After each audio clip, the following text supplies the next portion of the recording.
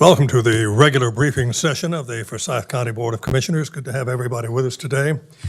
We have a full agenda, a lot of people in the Commissioners meeting room. We're delighted to see all of you. And today we're going to be briefing for the meeting of the County Commissioners of April 24th. Hope that you can get something out of this. We certainly will. And to begin the meeting, I'm going to call on our County Manager, Dudley Watts, to get things underway. All right. Thank you, Mr. Chairman. Good afternoon, board members and staff and guests. It is April 21st. We don't want everybody here on the 24th. I knew I'd get it done. Right. All right. So really, we have a long agenda to finalize, but we do not have any discussion items and we do not have any closed session. So hopefully we can get on through this, and I'll go ahead and dive into it. Items 1 and 2 are actually carried over from the formal meeting we just had. They were tabled really to get some questions answered, particularly around the utilities that will be provided in the system. They were to be provided, built by the developer, and then the homeowners association would actually take ownership. So we've got a couple people from the Utilities Commission here. We've got Mike Stover, who's the deputy director. Courtney Driver is actually on vacation, and she had full faith and trust in Mike in representing the Utilities Commission today. And then he's accompanied by Todd Lewis, Senior, who's a civil engineer with the Utilities Commission. And there were two questions that I posed that I think I heard from the session where we talked about the rezoning. The first one was maybe just, if you can, Mike, a quick kind of overview of the Utility Commission's policy around new infrastructure that comes in, and when the Utilities Commission accepts it, when it does not, what are the conditions there, and really sort of policies on expansions. And then the second question was, because they actually asked the developer, is this going to be built to Utility Commission standards?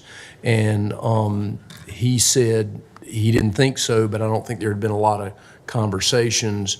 So I guess our question would be, what would it mean for that infrastructure to be built to Utility Commission standards to you, and how would that work?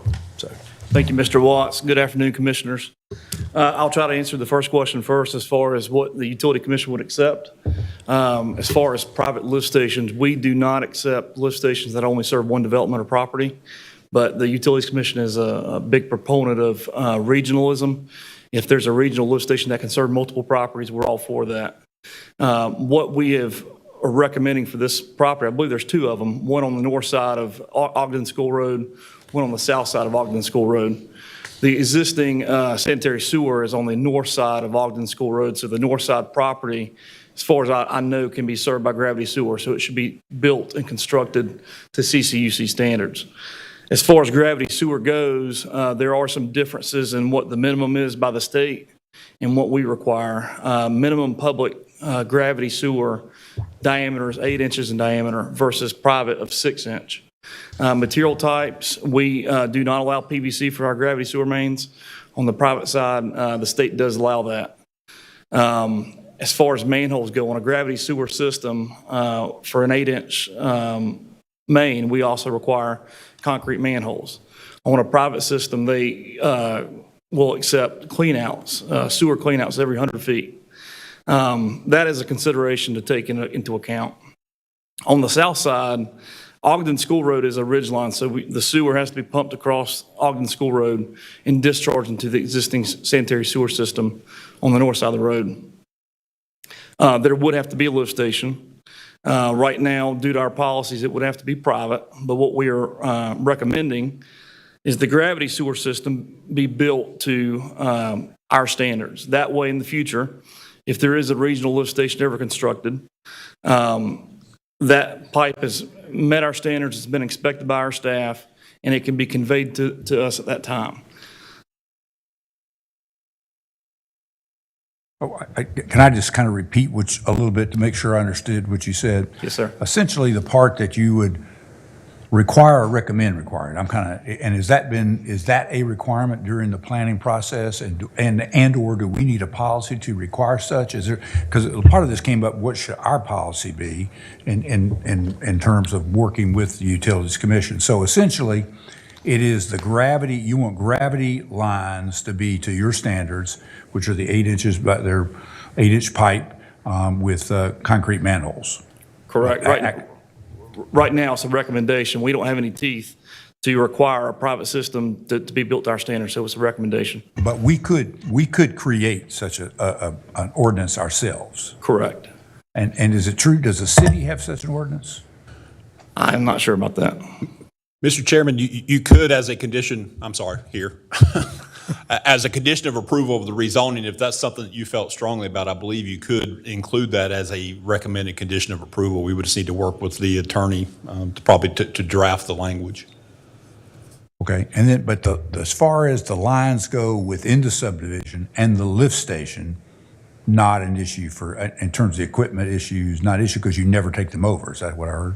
Correct.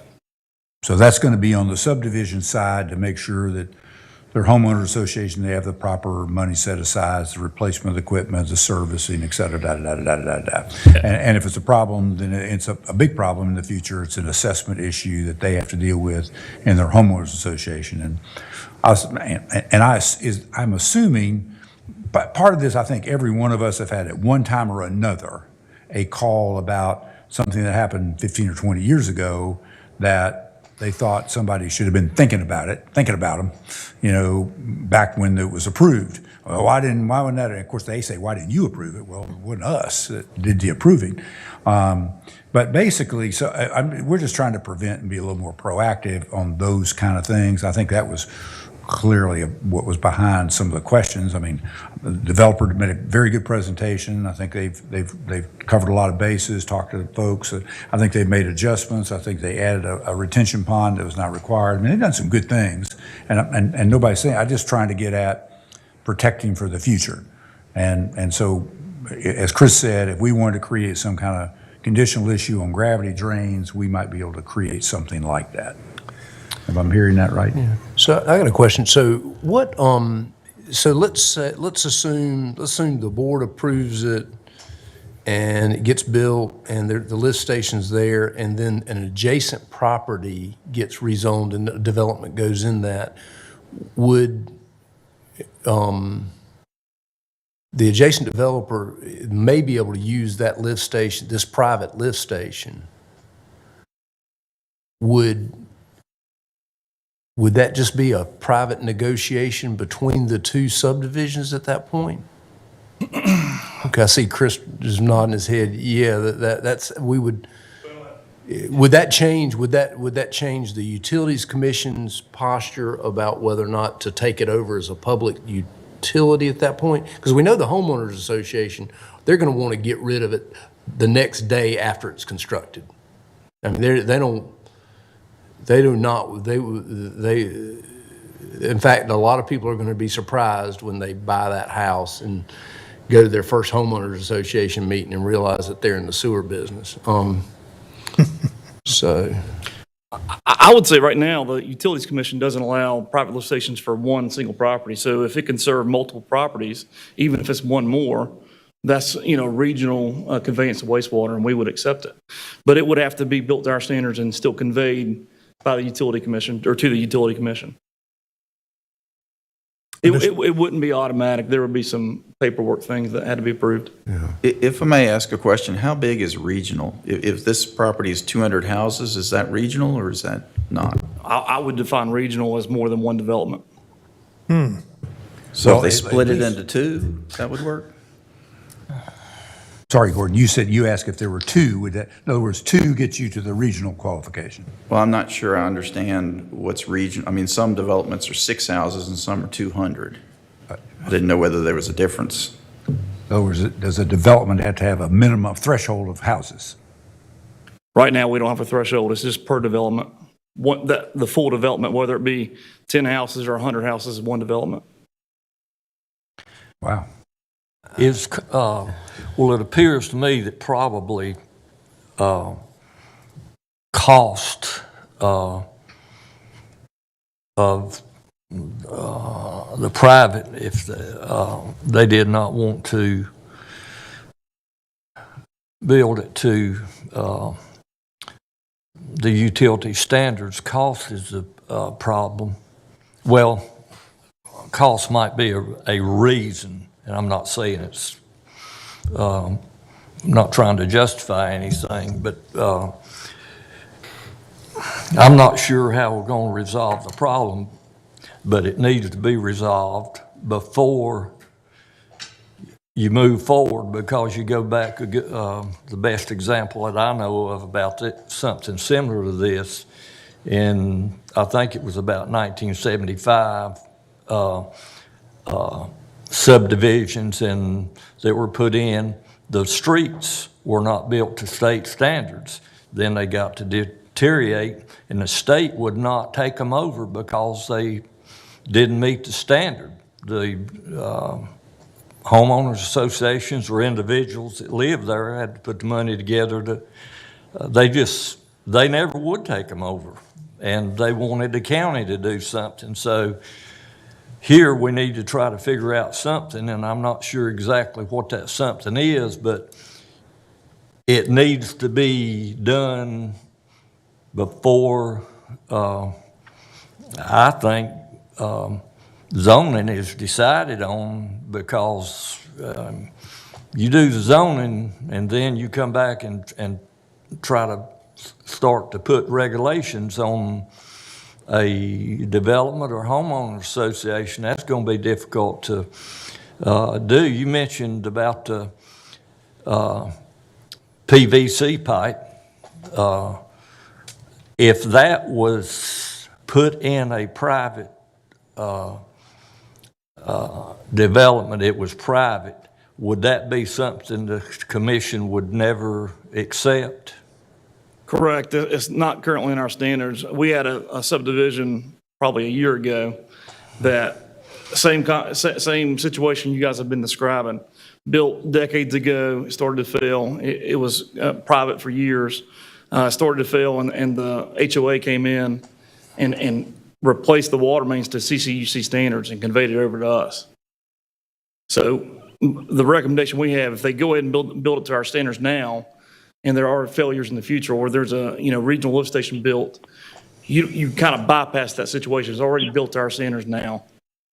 It'd be nice for us to live long enough to see which was going to last longer, that cast iron or that thick plastic. I think that thick plastic is going to last longer myself, but that's beside the point.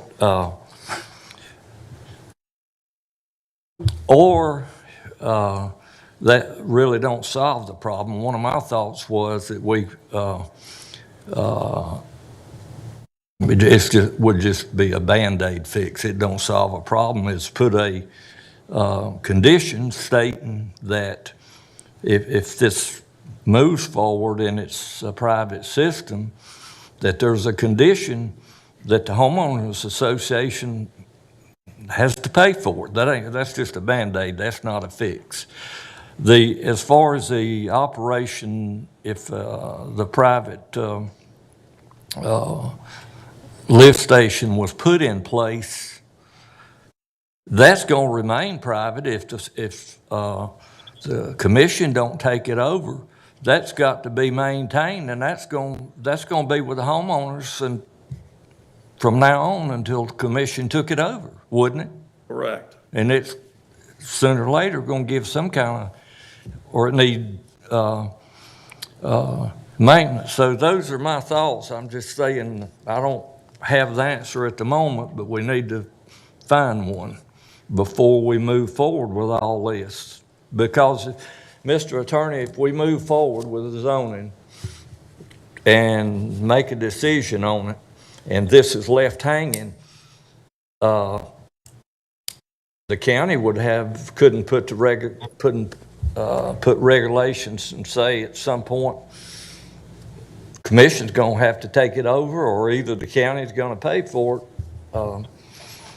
Would you think, and would it be your opinion that we need to try to resolve it somehow before a final decision is made on the zoning matter? Commissioner, I'm not sure I see a resolution for the lift station issue. It sounds like Utilities Commission will not take that over. So I don't believe at current there is a resolution for that issue. For the issue about the actual sewer lines themselves, there's a possibility that we could, Mr. Murphy and I could think up some language as a condition, and if the petitioner agrees to that language, that's something we could bring back. But I may not be understanding what everyone's saying, but I don't hear a resolution to the lift station issue. It sounds like that is going to be private. Yeah. Well, if that's correct, and I wouldn't disagree with what you're saying, the result of that would be if the pump station couldn't be resolved, if the commission didn't take it over, or if it was built to the standards, maybe that resolves some of it. But if they don't take it over, then the maintenance is always going to remain with the homeowners association. That goes to what the manager says, that they may not realize that. Well, it sounds like there's a question, if as a condition of the rezoning, you require them to build both the lift station and the gravity lines to utility commission standards, that would open the door when an adjacent parcel wants to be developed and wants to use that lift station, then y'all, at that point, you would take that over from the homeowners association and then coordinate that with the new development. And so it's really, I guess one thing that might be a guiding help to that is if there's a sewer shed study to understand, given the placement of that lift station, what could it adequately serve? And that would give you enough information to know whether or not that lift station that would be built by the private developer would be something that you would want it to go ahead and build to utility commission standards, because it could be, it could reasonably serve a bigger area. Does that sound right, Mike? Yeah, and that's the million-dollar question. When we talk about lift station placement, you got to balance the cost of construction with your service area, how much service area you open up. Obviously, the further you go down the stream with that lift station, the more area you open up generally. This property is at the very top of that drainage basin. So I guess there's a potential there might be another property or two that could go into it, but you're not serving a very big area because you're right there at the top of the drainage basin. If the developer, if the developer moved that lift station, acquired some easements and moved that lift station down to the bottom of that area, would the Utilities Commission take it over then? That would be more compelling. Only if it served more than one property or more than one development. I got you. But it would be in the right place for future development. Potentially, We heard from one person who spoke against the request, actually talked about future plans that were already in the works, and Chris may know if there are others in the pipeline, that I don't know if they're immediately adjacent to this property or just in that area. But apparently there are other properties that are likely to develop. And I think what you're suggesting is, obviously, if you built it that way now with the idea that somebody else would join, of course, another property could have a lift station to that lift station. It just has to have a well, or it has to be a capacity sufficient to handle both. And I guess maybe the legal, I guess the issue is we could postpone a decision until there's an agreement from the developer to do that. And of course, the sizing for another development is a big guess, and as we have learned, sizing is a big expense. And I'm sure your standards are a big expense piece also to it. So it does change the affordability side of that subdivision. And the developer made a comment that there's a development off of Yadkinville Road, fairly near Greenbrier, not very large, but the same style houses that his firm worked with. And basically, they have exactly that scenario. Of course, that didn't come before us; it came to the city. And he just said, not a problem. He said, the state requirements, everything was satisfactory. when a hitch, when anything, and here we are asking all these questions about it.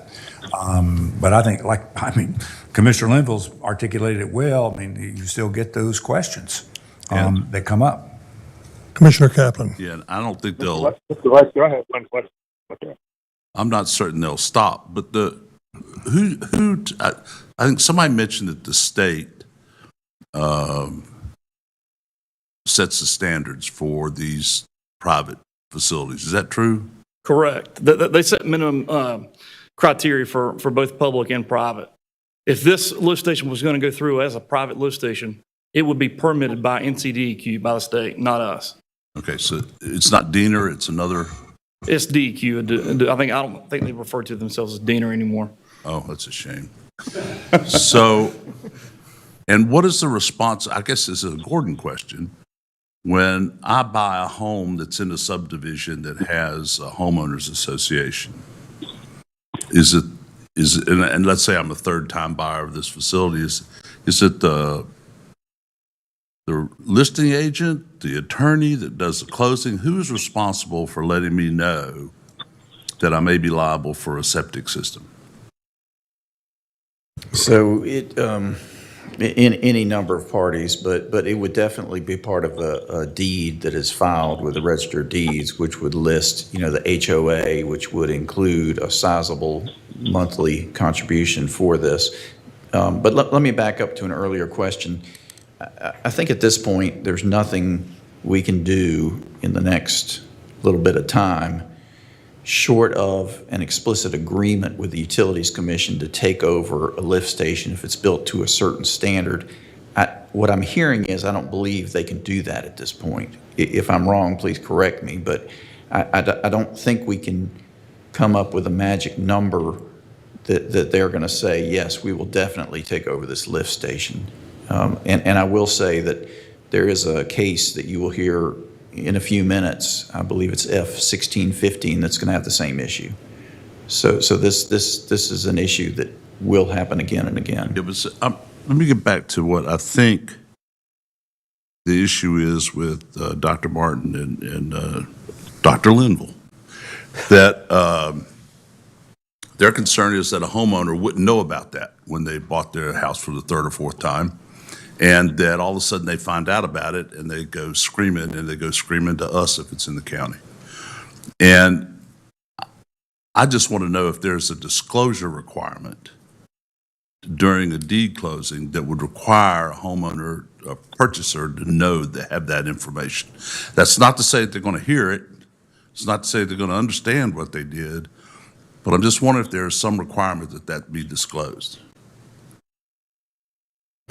There are various requirements, but yes, it would be required to be disclosed. And in my experience, they always are. But you're right, people don't hear things. And I mean, the homeowners association will be sending a bill to them, but they may not know that this bill in the future could go up dramatically if the lift station fails. So I think I was here when we had somebody bring that to us one time, saying that wanted us to take it over because they didn't know that there was a septic system they had to pay for. But if it's disclosed at the point of purchase, and if the homeowners association has that information, I'm sure they would. I'm not so sure that there's anything we can do about this. The state determines the minimal standards for these facilities, I would assume. The county does not. Is that correct? That's correct. And then if it's going to be turned over to you, it's like the roads. You got to be, as Dr. Linville mentioned, it's got to be built to a certain standard. So I'm not sure what we can do. There may be other concerns about this development, but frankly, I think the homeowners association and all that stuff is basically buyer beware, I would think. Is that all right, Kaplan, Chris? Yeah, Commissioner Kaplan, I'm just looking at the North Carolina real estate disclosure forms that are online, and question 13 says, what is the dwelling's water supply source? And it has city, county, community system, private well, shared well, other. It also has a question related to the type of piping in, the question 14 is dealing with the water supply piping in the structure itself. Then question 14 is question 15 Question 16, what is the dwelling's sewage disposal system, septic tank with pump, community system, connected to city-county system available, straight pipe? It's got several other things on there. So that's on the North Carolina Real Estate Disclosure Form that is part of any transaction. Commissioner Fleming Elamine is not able to be with us live in this meeting room today, but I think he is on the telephone. The clerk to the county commissioners, Ashley Sloop, is he on the line for questioning? Mr. Chairman, I am. he is. Mr. Elamine, do you have a question for this particular issue? Yes, sir. Thank you very much, Mr. Chairman. I had two quick questions, please. Have any developers before this one had to build their lift stations to the standards of the Utility Commission? And number two, does anyone know what the cost might be for developers to make their standards equivalent in the lift station to what's required from the Utilities Commission? Do you know if we allowed a developer to build their standards in time? If you want to come up to this stuff, that would be very helpful, so we can all hear it. Yeah, I think in recent memory, we Could you have speak not up just a little required- bit, please, sir? Excuse me. We have not required any lift stations to be built to our standards. We do have a recent development in Wahlberg where that was a suggestion, pretty much the same type of conversation, build it to our standards. In the event that further part of the basin is built out, then it's something we could take over. But in the last 4 to 5 years, I don't recall anything we've required on a private lift station to be built to our standards. Commissioner Elamine? Additional comments or Okay, questions? the second question was related to the cost for the developer to do that, to make the standard equivalent to what's required from the commissioners, the additional cost to the developer. Anyone have any idea what that might be? While the developer's present, I can't see the meeting in process there. Yes, sir. I don't have an exact cost. It really depends on the size of the basin or the size of the lift station and the amount of flow. It's all related to the capacity of the station. So I don't have a definitive number for you, and the developer's not here. Okay. And last question then. How do you define region again? Because I wasn't clear. You said more than one development? Correct. But you were, okay. Now, I'm going to tell you why I'm raising the issue. Now, I serve on the Ethics and Qualifications Board for the state, and I had to go to some hearings on some developers who came in, built development, and had some water issues with some of the homeowners down the line because of water issues, some related to the lift station. And the owners had to incur substantial costs. It doesn't happen that often. I've only heard about 2 hearings on that, but it is a problem on occasion across the state. So my hope is that we do this thing correctly, make sure we bring it up to standard, at least the very minimum state standards, and if so, bring it up to utility standards for this benefit of the homeowners going forward. Thank you very much. Additional comments or questions from commissioners? I do. Commissioner Whisenhunt. Chris, have you had an opportunity to talk to the developers since the public hearing? I have not. I wasn't here last Thursday, just like you. So Kirk was here, but no, it's my understanding that basically the ask was to see if city county utilities could come and provide and answer the questions that were asked. So we have not spoken to the developers related to this because, quite frankly, we didn't really have anything to speak about. But if coming out of here today, we have a direction related to potential condition language that the commissioners may want to consider, then we could have that discussion with them. Again, they would have to either, if the commissioners were compelled to have a condition related to having the gravity lines that are proposed in both of these subdivisions constructed to city-county utility standards, they would have to agree to that condition before it could be imposed, or the alternative for the commissioners is then just to deny the rezoning based on that concern and consideration. But we've not had any conversations to date. I would like to know before next week the added expense this would be, and I'm sure that expense would be given to the homeowner. So I'd like to see how much the property would increase. The home buyer would have to be increased if we put these conditions in place. Mr. Chairman, along with what Commissioner Whisenhunt's talking about, I would suggest it's going to take, I think, some time working through this. Chris from the Planning and Utilities Commission, and maybe someone from our staff, and possibly talk with the developer, because this is and see what kind of things you can come up with between now and when this matter comes up. But for me, at the minimum, that we need to try to figure out something, because I just know, and we all do, how those things can be in the future. If you feel like you have a problem and you don't try to, or it don't fully get worked out, then it's just going to be waiting there in the future. But if we can't come up with anything else, Mr. Attorney, I think that if there is any more that we could put there as a condition, that if it's not to the standards that the commission is willing to take over, that as long as it remains private, it's a cost that the residents and homeowners association would have to bear. And that's all I can think of at the moment. Representatives from the City County Utilities Commission, do you have additional comments or presentations or comments? I have one before we get Yes, to sir. that. I'd like to make this suggestion to see if this maybe is a little more specific way to get at it. I think from Commissioner Wizenhut's comment, we could certainly figure out the extra cost on the gravity drain. Gravity drains, linear feet, concrete, versus clean outs. We should be able to get an answer to that question on gravity drains. And that's a pretty easy one. It seems to me that it might be worthwhile for the Utilities Commission and you all to look at a different policy on when you would take over a lift station. And it seems to me that it ought to be based on the number of homes, not in the size. If you've got a lift station of this capacity serving X number of homes at a minimum, then in the future, if this fails, we'll take it over.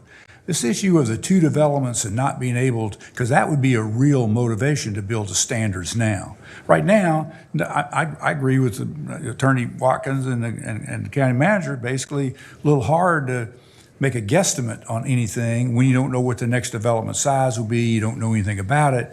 And we're talking about building something now. And we're talking about developers that are, they're trying to do good things, serve population, families, et cetera. I mean, this is America, right?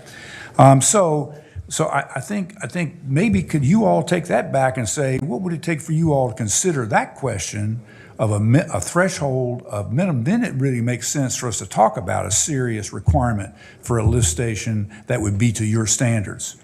I think that's just a way to go forward. Absolutely. Me and Ms. Driver can present that to the Utilities Commission, get their feedback, and express your concerns. That'd be great. And if we can get by next week the cost of that gravity drain difference, that'd be great, because that's an easy one.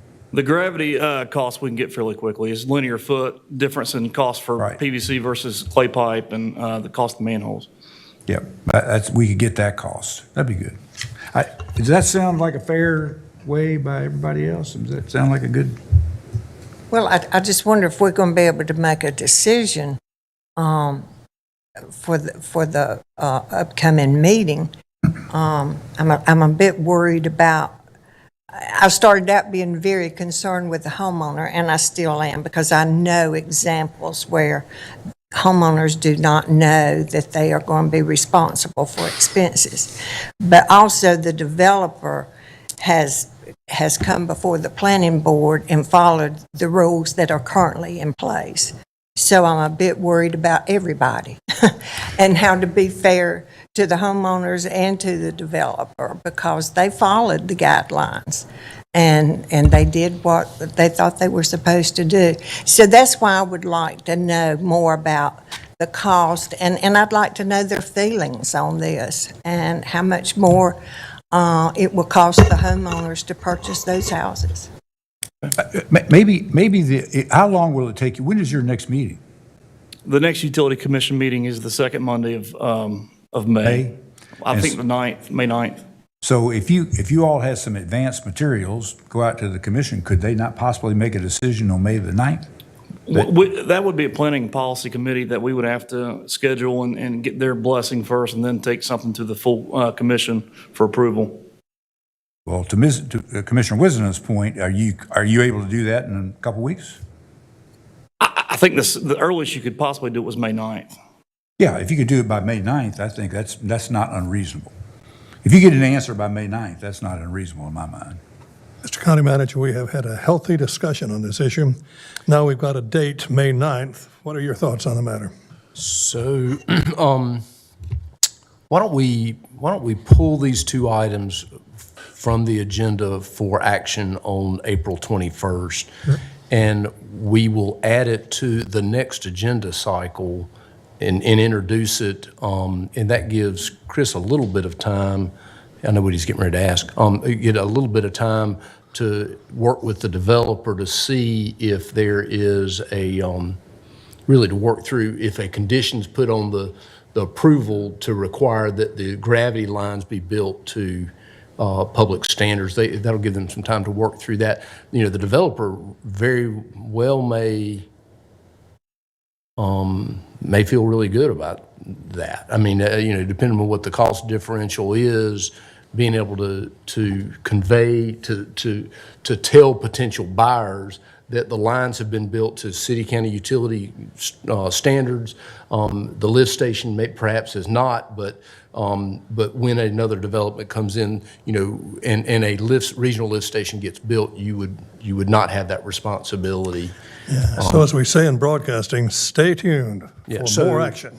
So that we'd essentially put it through another cycle.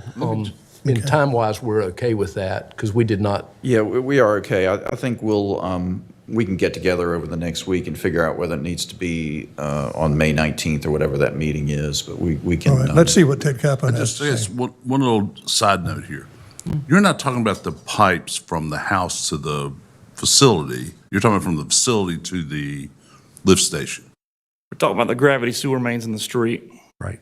Okay, so From the backside of the clean out at the street to the house is plumbing. yeah. North Carolina State Building Code. So it's really limited depends on where that street but it's has nothing to do with the homes in that development. That's what I thought. Thank you. Let's go back to May 19th then. Let's just go ahead and if it's satisfactory with the board, that'll give us a chance to work through some conversations with the utility commission, also work with the developer and try to come up with a plan of action. Commissioner Linville, how do you feel about that? Yeah, I'm okay with, Commissioner we Martin? just, that's moving forward from where we are. And we all know that if you know you got a potential problem, not to be redundant, but I will be anyway, if we don't try to resolve it somehow, it's going to be waiting for somebody down the road. Well, it seems to me the commissioners unanimously feel that what you will be doing for the next week is something of value and importance to us. Okay, so we'll get that on teed up for consideration on May 19th. Okay. So very good. All right, thank you. Thank you. Thank you, Mike. Appreciate that. Very good. All right, agenda item. I think this is agenda item 3. We do have several planning matters. Chris will review this. This is a public hearing on the zoning petition of Bruce W. Brady and Carolyn S. Kruger Living Trust from General Industrial to RS9. It's zoning docket F15 1614. Turn it over to Chris.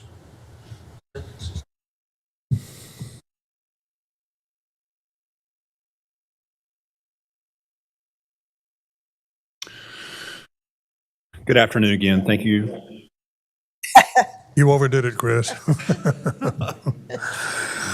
As the county manager did say, this is case F1614. This is a request for the Brady and Carolyn Kruger Living Trust. The Bruce Brady and Carolyn Kruger Living Trust for a rezoning request from GI to RS9 on a 2.06 acre site located on the north side of Hammock Farm Road, south of Old Walkertown Road. Here is the subject property highlighted on the legacy map. It's located within the GMA 3 Suburban Neighborhoods Growth Management Area. Here's the subject property highlighted in yellow, shown, again, currently zoned at GI there along Hammock Farm Road, at the railroad tracks, and Old Walkertown Road. Subject property, again, highlighted in yellow, shown on the aerial photo. The lots in question are generally undeveloped. One of them was wooded, but I believe it may have been cleared, and I think we'll see that in the pictures that will come up in a second. This is looking east along Hammock Farm Road. The site is to the left.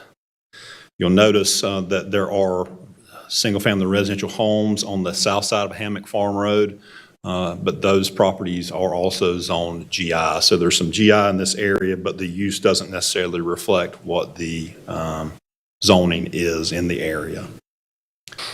This is looking north towards the site from Hammock Farm Road. You can see the railroad tracks in the background. A little bit of clearing there, but a lot of the trees still remain on the site.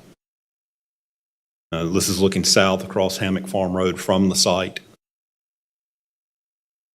This is looking west along Hammock Farm Road. Again, the site is to the right. This is the area plan map. It's the Walkertown area plan update, which was adopted by the commissioners in, I believe, June of 2014.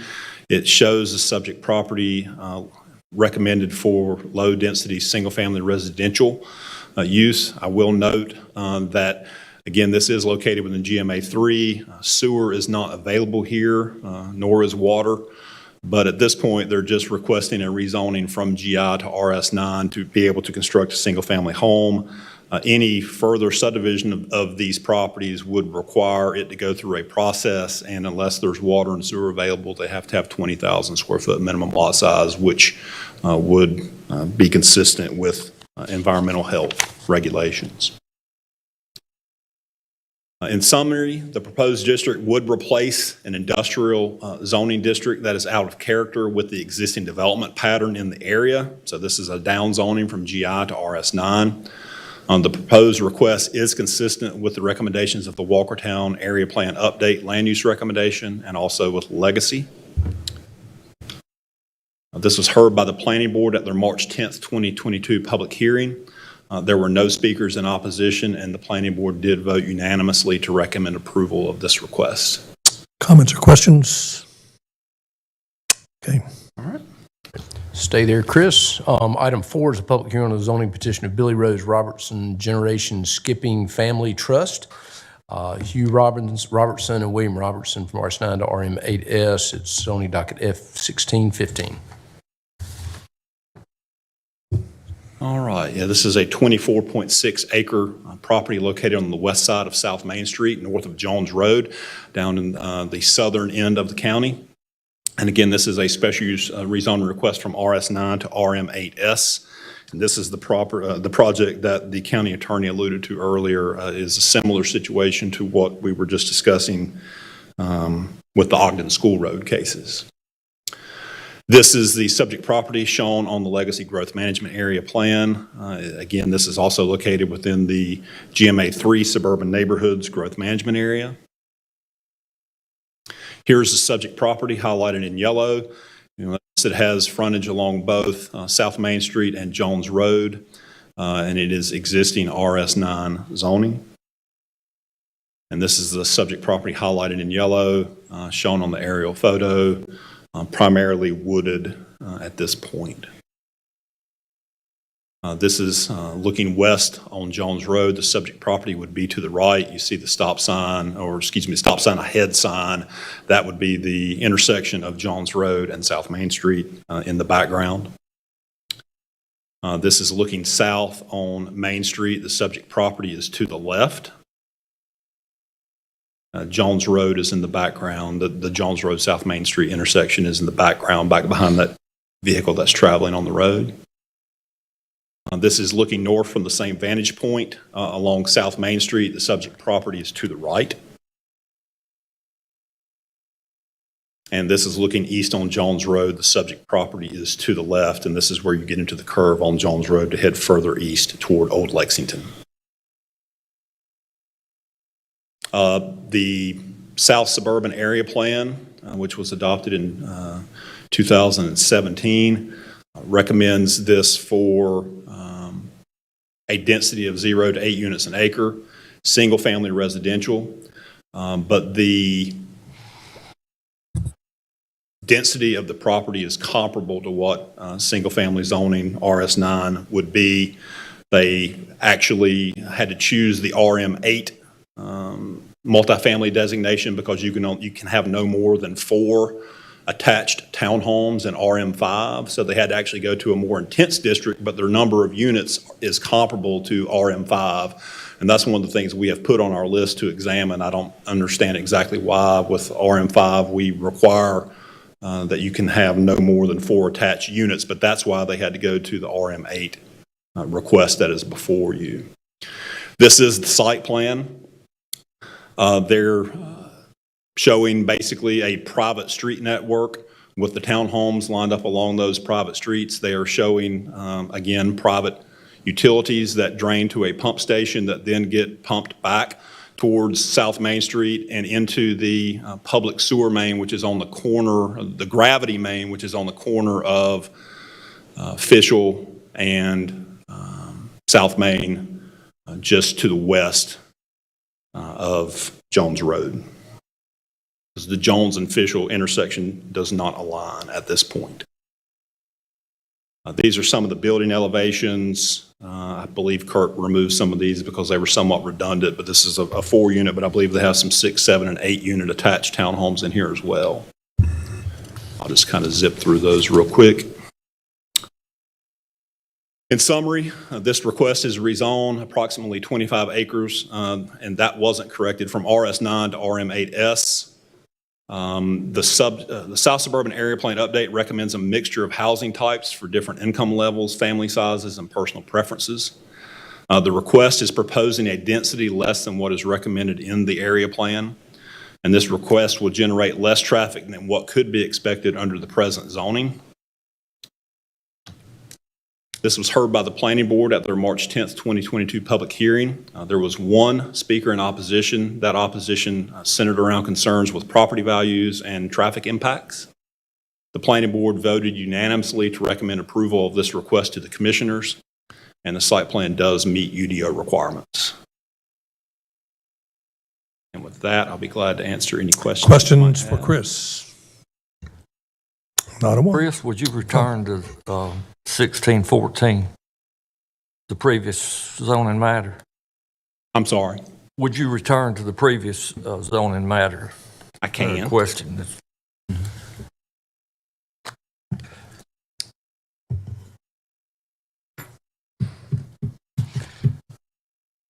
Unless it got closed by... The request there it is. For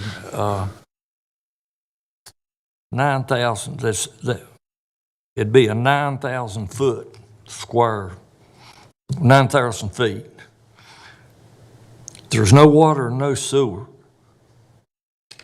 There are provisions in the ordinance that if you don't have water and sewer, you can't have anything below a 20,000 square foot lot.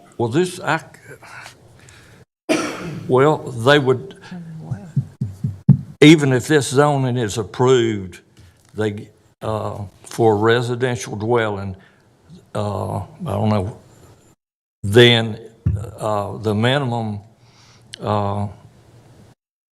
system would be, or the lot would have to be at least 20,000 square feet. Yes. I don't recall ever, maybe we have, I don't recall seeing a zoning like this before. Do you? I can't speak to actually items that have come before the commissioners, but I can tell you there is a lot of vacant RS9 property in the county that doesn't have sewer available that this applies to. So just because you have RS9 zoning, you still have minimum requirements from other other things in the ordinance, other things with Forsyth County Environmental Health. In this case, you have, even though you're allowed by the zoning to have a 9,000 square foot lot, unless you have water and sewer available, you have to have a 20,000 square foot lot. Okay, well, I just wanted to be sure that this, And I apologize. I thought I'd covered that to some extent, Well, but maybe that specific question wasn't answered. But yeah, I wanted to make sure, Gordon and I spoke earlier, that I wanted to make sure the commissioners understood that this is a request that's consistent with the area plan. It's a request that's consistent with legacy, but it doesn't have water and sewer, and there are other regulations in the ordinance and with Forsyth County Environmental Health that safeguard them having lots that wouldn't be able to provide septic. well, the RS9 may be more compatible than The GI. industrial, or is that what it was? But at any rate, well, you probably went through that, and I just didn't. I didn't go through it to that detail. I didn't, maybe it didn't sink in, but I don't ever recall the zoning like that. So, anyway. And I want to make sure I understood, actually getting back into that. So going to RS9 actually takes you to the potential of 10 lots. I mean, that's basically, you could get 10 lots of that, because it's a 2.09 acres is about 90,000+ square feet, and you're going to divide that by 9, you're going to get basically 10 lots. And if the 20,000 square foot minimum for water and sewer is like 5, you could have 5 lots in that. So it's doubling the amount of lots that you would have to exceed that 20,000 minimum for water sewer. I mean, is that, does the site, I couldn't maybe see well enough, is it showing the partitioning on there, or just a? This is a general use rezoning. The gentleman came, how this all started. Oh, this is not, this, yeah, okay. The gentleman came to our office to get an accessory structure to build a garage out there. And we explained that in order to build an accessory structure, you have to have a principal use. You can't just go build an accessory structure. We told him we could permit a garage out there under a GI zoning. He's like, well, no, my wife and I eventually want to build our retirement home out there. I just wanted to go ahead and build an accessory structure out there for my garage. Well, again, you have to have an accessory as accessory to a principal use. So you have to have a principal use to build an accessory structure. So that started him down the path to request the rezoning. I don't think, I mean, again, I can't speak to what he may do, but I don't believe he has any intentions of subdividing this property. But again, you have to look out for the potential. But it's my understanding he wants to build a house out there. Well, why didn't he just request to go to agriculture 40,000 square feet? Because that would have been the equivalent of 2 lots, and would have been, why would you go to, I mean, RS9, those are little bitty lot, not pretty small lots. Well, and again, if the commissioners have that concern, I believe you could always recommend that it get sent back for him to consider another zoning district. But if you look at the map, the surrounding map, most of the property that's out there, even though it's not sewered, is zoned RS9. Well, I'm sure you did, or the staff did, explained, I don't know what'll happen here, but anyway, he can't get, no one could get a building permit for a residence unless the lot meets a minimum 20,000 square feet for a septic system. Correct. Okay. I hate to have to see him spend money to come back and want to change the zoning again. But yeah, I'm just back to, I don't want to waste a lot of time, but I mean, for them, but it certainly seems like that would be a better choice to go to the agriculture 40,000, then you've covered all that stuff. Instead of. Well, I mean, again, probably, I mean, if that's the desire, probably better to go RS40 versus AG, because AG. RS40. Yeah. AG and RS40 have essentially it's 40,000 square foot lots, but AG is a little bit different. Something on an RS40 acre lot. And we also have RS20, which is also permitted. I mean, is also a zoning district. That'd be fine too. Because it meets your septic. It could be this is what the guy wants. I would say, except the RS9 would allow 10 homes to be built there and septic tank issues. Well, it wouldn't allow. But you got the problem across the street there. So it wouldn't. It wouldn't allow 10 without the septic. In other words, you would have to have sewer enabled to be 10 homes there. Okay, I hear you. You've answered the question for me about And I'm fine. I got it. 20,000 square foot for the septic system. I just wanted to be sure that that's applying. Yes. Any other questions on either of those two before I get to the final I've got to ask you item? one more question. I apologize. And the one more question is this: if what was indicated to you, if the person would like to build a retirement home and have this attachment and wants to do that first, then he's without sewer. He's probably going to want to have a septic tank there. So if it's zoned RS9, he ain't gonna have a septic tank there, right? He can't build his retirement home without a septic tank, and there's no sewer. Correct. So why wouldn't he want it to be big enough so he could put a septic tank if he really wants to build a retirement home? See where I'm going? He can put a septic, no, he can put a He septic tank can in do a septic RS9. on RS9. Put a septic tank in RS9. I thought you needed 20,000 minimum. So again, he's got 2 acres. He's not looking to subdivide at this got it. point. There's no plan in front of us. It's just general use GI to RS9. But there's been no indication of a desire to subdivide. He has 2 approximate 1.03 acre lots. He could have that permitted all as 1 2-acre lot. He could have a house put on one and another house put on the other, and he wanted to sell one. He theoretically could subdivide it, but he's got a minimum floor of 20,000 square feet for lot size, because that's essentially what you have to have Got it. in Two order to get different the well and issues. septic. Kind of 2 different regulations. I got it. Yeah. I got it. Hey, Chris, Yes, sir. are you going to have as many questions coming from this board as you've had on this particular item? Down the next And item? again, I understand, and again, I think it's important for this board to have the policy discussion centered around the private utilities, and one of the reasons why, again, it has really popped up in the last several months because all the easily developable property has already been developed. Uh-oh. So, again, we have a housing need and folks are looking to build houses, but unfortunately, the lots that we're finding right now aren't easily developable, and one of those reasons is sewer. So it's a policy decision that needs to be, policy discussion that needs to be had, so. What's your next item? Well, just to underscore before we move on, Oh, Chris, okay. Chris said this, but I want to make sure everybody understands. 1615 has a lift station, so you can certainly open that public hearing next week, but it would likely need to be continued along with the other 2 you've already continued. That makes great sense, actually. Commissioner Martin thinks it makes great sense.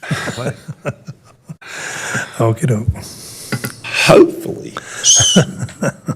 To make sure I understand, so Gordon, you're suggesting that we take 16, 15 and go ahead and push that off to the 19th as well? Well, it's already been noticed and advertised, and so you can open the public hearing as we did last week. Right. But then we'll probably want to continue that to the same date as the others. Okay, very good. All right, thank you.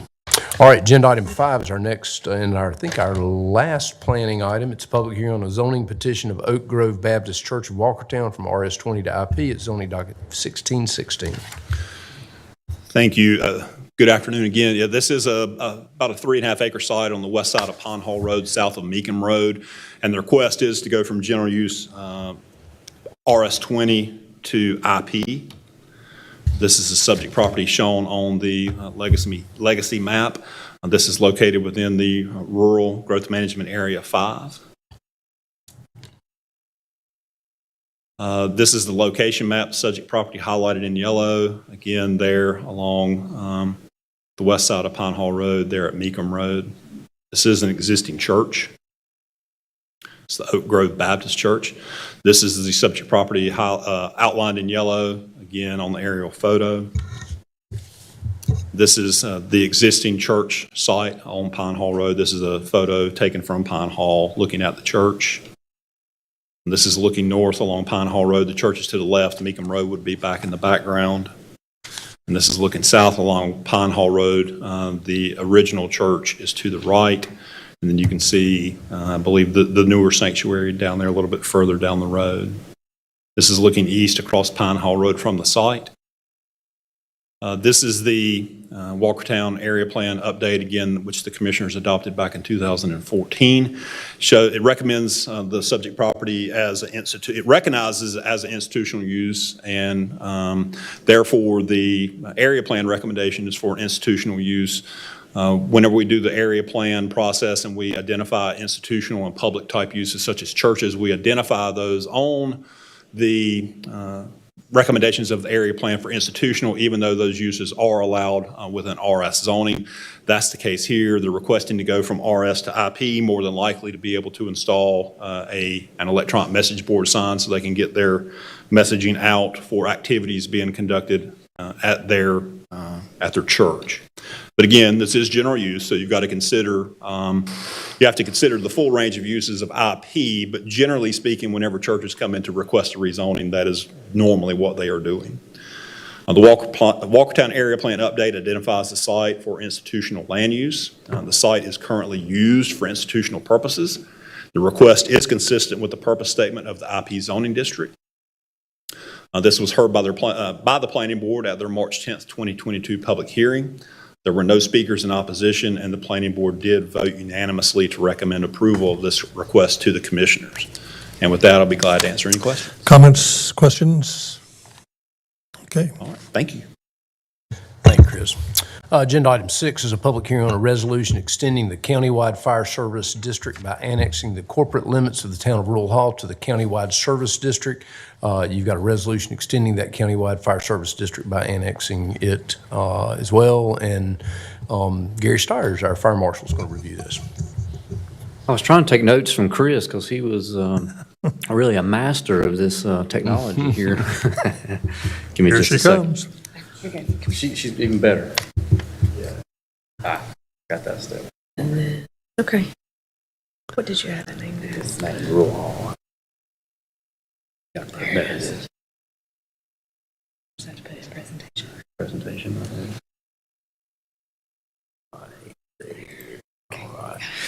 Sorry about that. Basically, we want to come before you. Next week, you'll be hearing the public hearing for the annexation of placing the overlay into the town of Rural Hall. If you remember, back in 2019, the commission established that overlay district for the purpose of supplementing the volunteer fire departments with additional manpower. At that time, and the screen may block it a little bit, but at that time, obviously, it didn't include Winston-Salem, Kernersville, King, Rural Hall, and Walkertown. Since that time, as with things evolving, King and Walkertown both decided instead of the overlay that they would pay their own way through the process or through the rate. So they are currently doing that. And then on February 7th, 2022, the town of Rural Hall voted to request the county to annex or to extend that overlay district into the town limits of Rural Hall. So basically what will happen is there will be a public hearing to hear those items next week and then for your consideration. And then the county overlay will look sort of like the map that is shown in the hatch marks, where it would then include the town limits of Rural Hall. With me today, and I wanted to be real brief because I know you've got a packed agenda, but with us today is Mike Simone, the fire chief of Rural Hall. He's joined him as fire chief just a couple of months ago and has really gotten his feet in the fire, so to speak, if we may say it, but has obviously been working to do some things in the town of Rural Hall, so we're glad to have him today. And Could you talk Mike into standing up so we could recognize which one Yes, he sir. is? Yes, sir. There we go. And then if you have any questions of either one of us or if Chief Simone would like to say a few words. Here he comes. Mr. Manager, Council, thank you for the opportunity to be here. Yes, sir. I know there's some history here with the annexation of the overlay. Obviously, the town has gone through quite a bit of changes, and there's a lot of new management, to include myself. I took over as chief December 2nd, and the council and I, looking at the overlay, it's not getting into the thorns too much, is kind of asinine that it ever happened where we didn't get into the overlay. So we are requesting to be included in that at this time. Any questions? Any questions, comments, commissioners? So the only thing I'd add is the good news is all of the areas that could be served through it now are served. And so, you know, for a bit of time, it was difficult because the O9s were not dispatched into certain areas, and it was confusing and really frustrating for the fire side because, you know, they weren't a primary dispatch because they weren't, you know, they weren't included and they weren't paying. And so now all those areas are kind of equally served. So it's good. Appreciate Gary's fine work on all this. Thank you.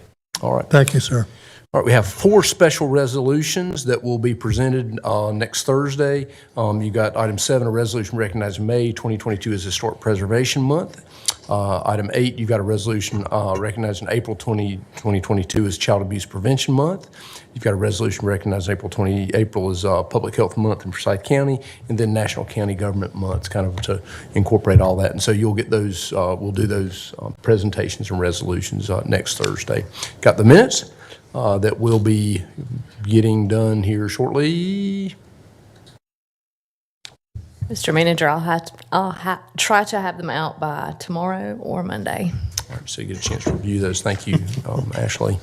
All right, and so we've got a number of budget and finance matters. Item 12 is a resolution approving a second revision to the fiscal year 2021-2022 Home and Community Care Block Grant County Funding Plan for older adults and authorizing the execution of the necessary documents.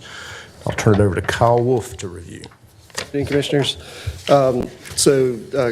Yes, as Dudley said, the Forsyth County Aging Services Planning Committee is recommending a second revision to the FY22 Home and Community Care Block Grant funding plan based on requests from Senior Services and TransAid to shift funds between various program areas. Specifically, Senior Services is requesting to shift a total of $113,000 of their funds, consisting of $83,000 from adult daycare, $11,000 from adult day health, and $19,000 in-home aid level 2 to home delivered meals, primarily $92,000 in information and options counseling, $21,000, and then TransAid is requesting to shift $24,932 from general transportation to medical transportation.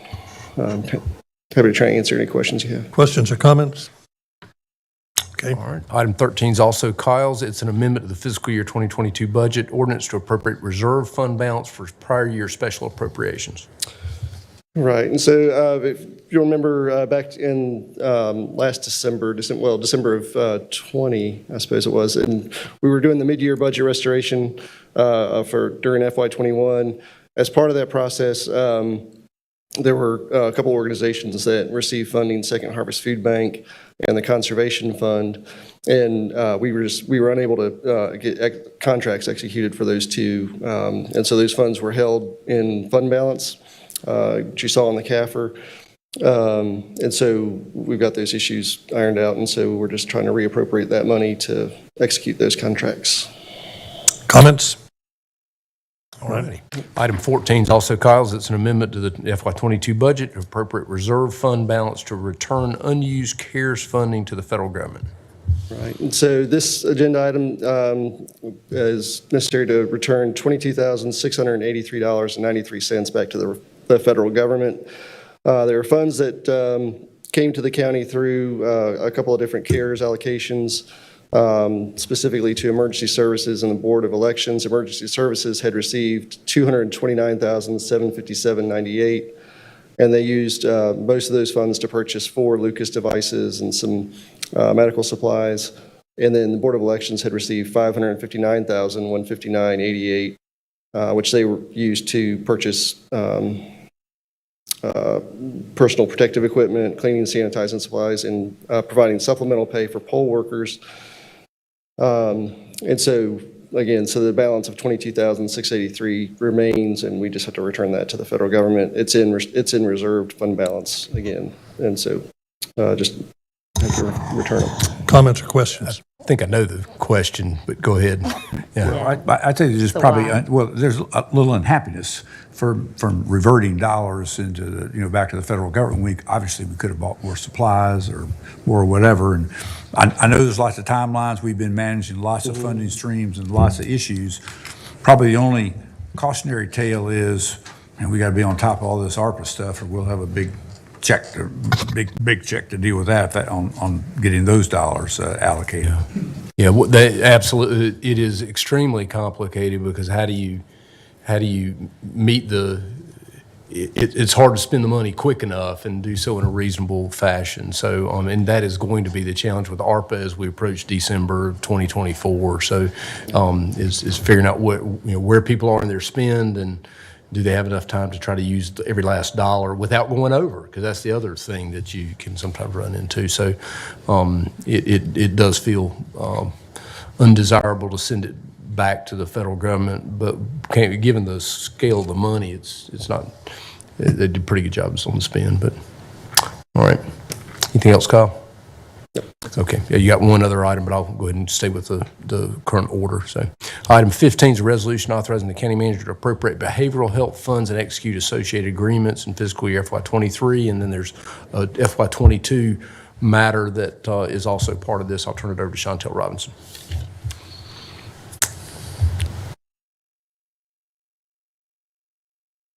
Good afternoon, Commissioners. So the resolution before you is seeking approval of the recommendations of behavioral health funds for next fiscal year. We are doing this early outside of the budget process because we have completed our review process. So annually, the county allocates a little over $4 million for the direct provision of mental health, substance use, and developmental disability services within the county for things that we manage ourselves. We launched a public application process in February to award $2.2 million of that $4 million, and we received 25 applications for consideration. The reason it wasn't an RFP for the full $4 million is because the remaining balance is used for carved out county programs that will be included in the recommended FY23 continuation budget. And I'll have a slide to show you what those carve outs are. So county staff, along with Health and Human Service Board subcommittee members and Partners Health Management staff reviewed the submitted applications, and the Health and Human Services Board unanimously approved the recommendations at its April 6, 2022 meeting. So these are the recommendations from the committee. As you can see, and I can try to explain the ones that we did not fund. So on the last column, if there's no numbers, those are the ones that we did not fund. And in your packet is a comprehensive list that you can more easily decipher. So we did not recommend funding for CareNet. That is primarily because they are part of Atrium, who should be providing charity care. They were seeking funds to provide counseling for individuals who are uninsured or underinsured, but the team felt like that is something that Atrium could cover themselves. We also did not recommend funding for Hope Counseling. That was primarily due to some concerns about the application, the number of individuals that they're serving, and then for the transitional housing, they do not currently have a transitional house or experience running a housing program, and so sustainability was also a concern. So if we could just stop for a moment right there, Chantel. So did we ever get back to the clarification for Hope and what they actually do? So I can just tell you what they put on their application. So for this particular application, they were requesting funds to hire 3 full-time clinicians, 2 administrative staff, marketing and program materials. They currently have revenue in the amount of $395,000, and they are serving 223 individuals, but that's for various programs, not all mental health, like some is for domestic violence. There's an array of things that they are doing. But these particular funds was for mental health. So they wanted us to provide them with $275,000 in salaries in addition to what they currently have. They're currently expending $225,000 in their own payroll. I gotcha. Okay. So what I would do, I won't get in the weeds in terms of their application, but I would like to have the staff to have some conversations relative to the need behind behavioral health. So if you could guys do that, that would be helpful for me. Absolutely, yes, ma'am. Thank you. We also did not recommend funding for Into the Wild in the amount of $20,000. They are a new organization. They've never provided services before. There was some concern about the pilot program. Ultimately, they wanted to send individuals with substance abuse challenges into the wilderness, literally.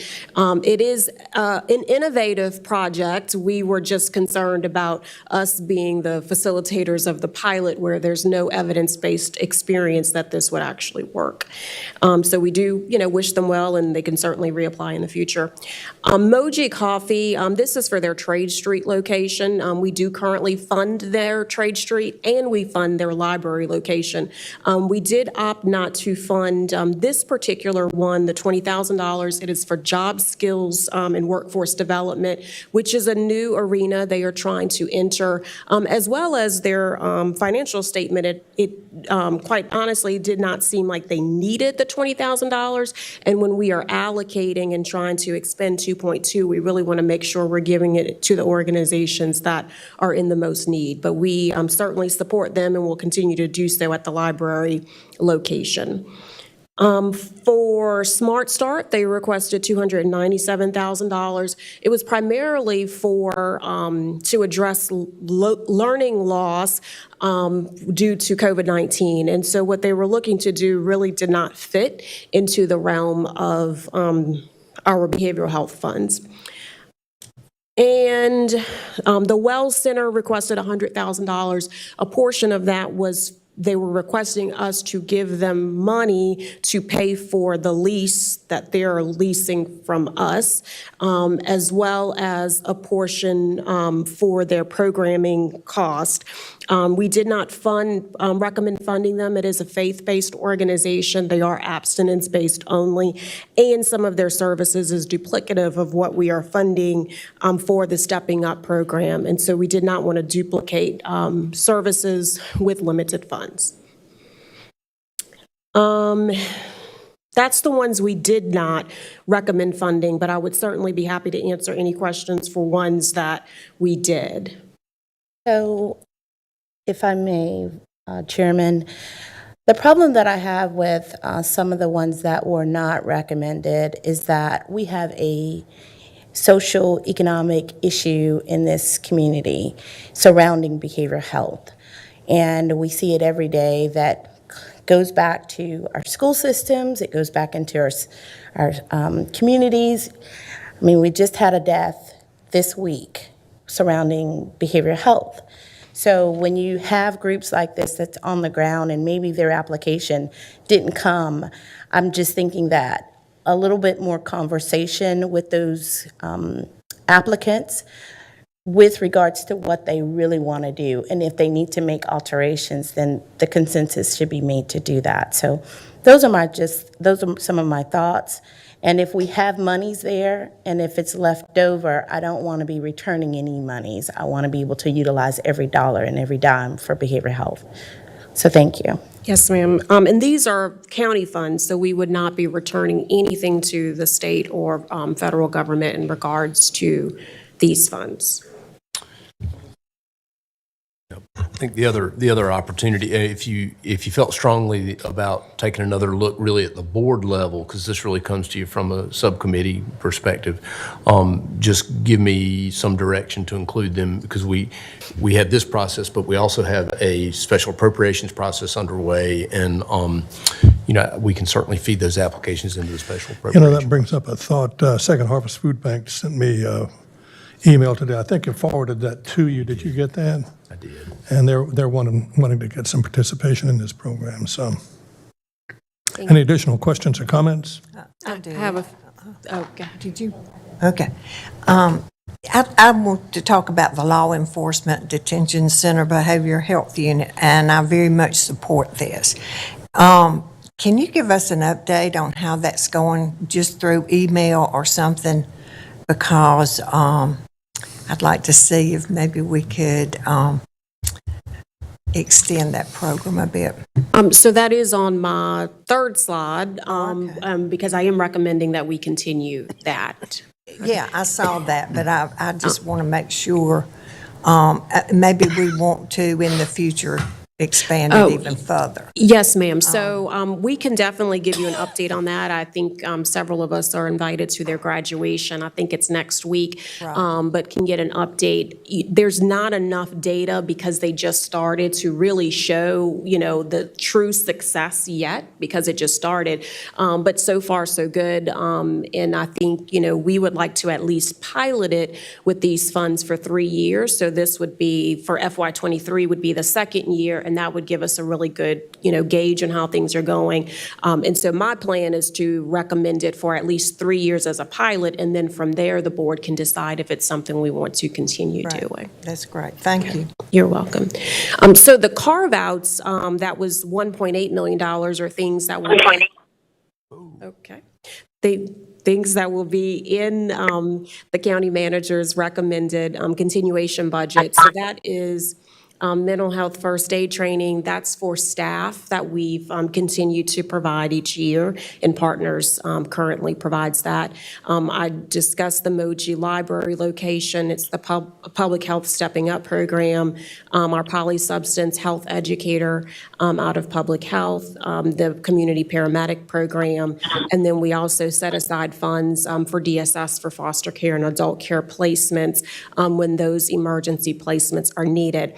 I do want to note that it is possible, hopefully we will not need as many funds for foster care this year because we are seeing significant progress with Partners, but I did want to set aside these funds because we are working to open a DSS group home at Sturmer Park, and we mentioned this several months ago when we brought forth before you the lease with the state, and so in that lease, we indicated we would give the state a 6-month termination notice if we decided to proceed with the DSS group home. And we do want to execute our 6-month termination notice to the state so that we can assume the house to utilize for DSS youth that need mental health services.